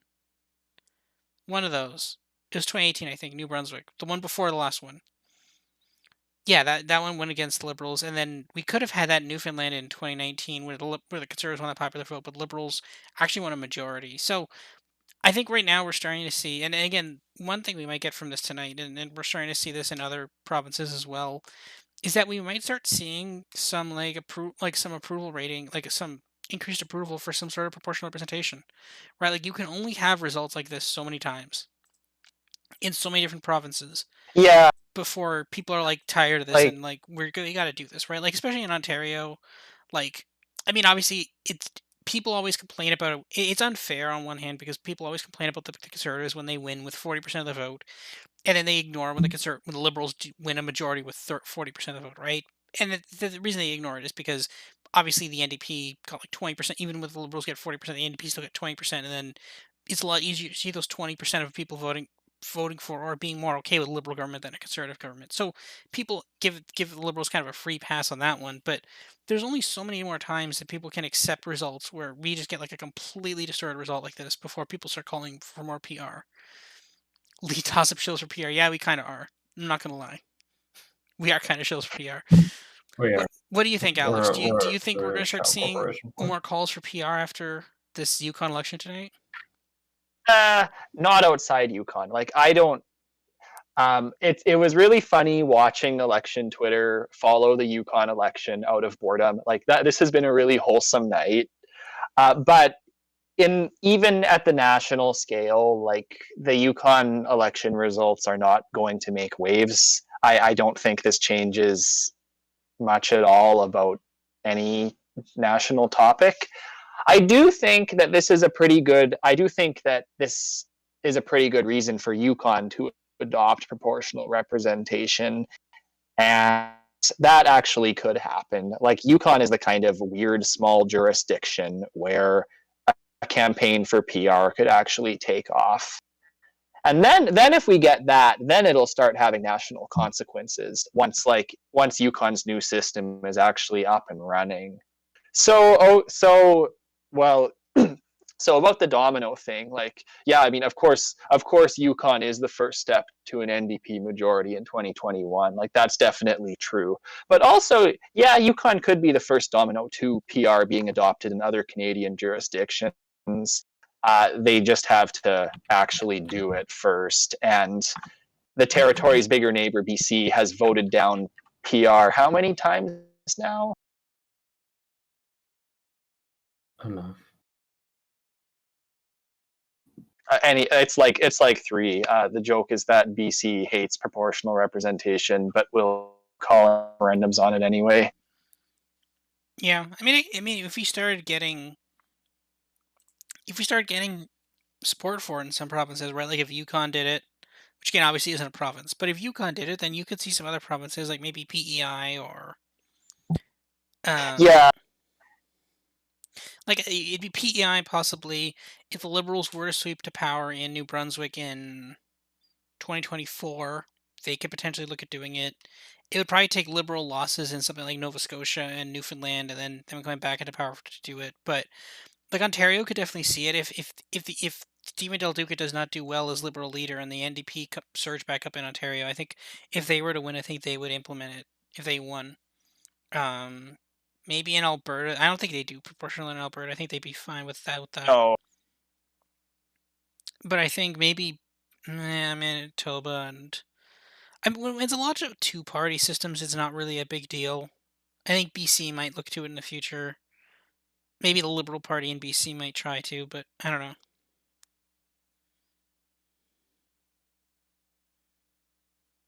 But yeah, someone said NDP never implementing PR. To be fair, that is true, right? Like if you won an election using not PR, then you're like, yeah, let's immediately use PR, right? Like this is kind of where I feel like you have to basically use STV. Because if not, you're not creating any sort of incentive. Because you're basically having a bunch of MPs who are voting to get rid of their jobs. Because you give them no chance, right? Like if you win an election with 38, 39, 40% of the vote, and you have 60% of MPs, then you're basically telling 20% of your own party to walk the plank, and that's not a good idea. So, but anyway, that's cool. That's another topic for another day. But I think we are starting to get these massive distortions. And I think those are becoming issues that I don't think people have quite realized yet. So we'll have to see. And again, we're not the okay. Bye. Yeah, we're heading out. But yeah, this is the thing, right? Like, I think we might start seeing some more because there's a lot of elections. This is happening where we're starting to get like non-popular vote winners getting more seats. Then again, this could complete change, right? Like if the lot goes the other way and it's 8-8, then that looks a lot more reasonable, right? That a 7-point win only leads to one more seat. That's about right? So, but anyway, all right. So I think that's going to be it for us for tonight. Curtis, do you have any final words of wisdom to leave us with tonight? I have none. I'm going to sleep. It's pretty good words of wisdom. Alex, yep. You are closer. You are not at 2 a.m. now. You are at 1 a.m.? It's midnight. I'm just getting started. Okay, well, I'm back on Alberta time. How? I thought Saskatchewan doesn't have daylight savings. Don't ask questions. I hate time zones. We need a North American time zone. That's how this is going to have to end. That's cringe.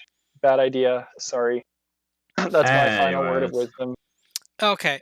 Well, that's going to be it for us for tonight. We will we'll see you guys. We'll be back for the UK. We'll be back for the UK. Good night. Good night, everybody.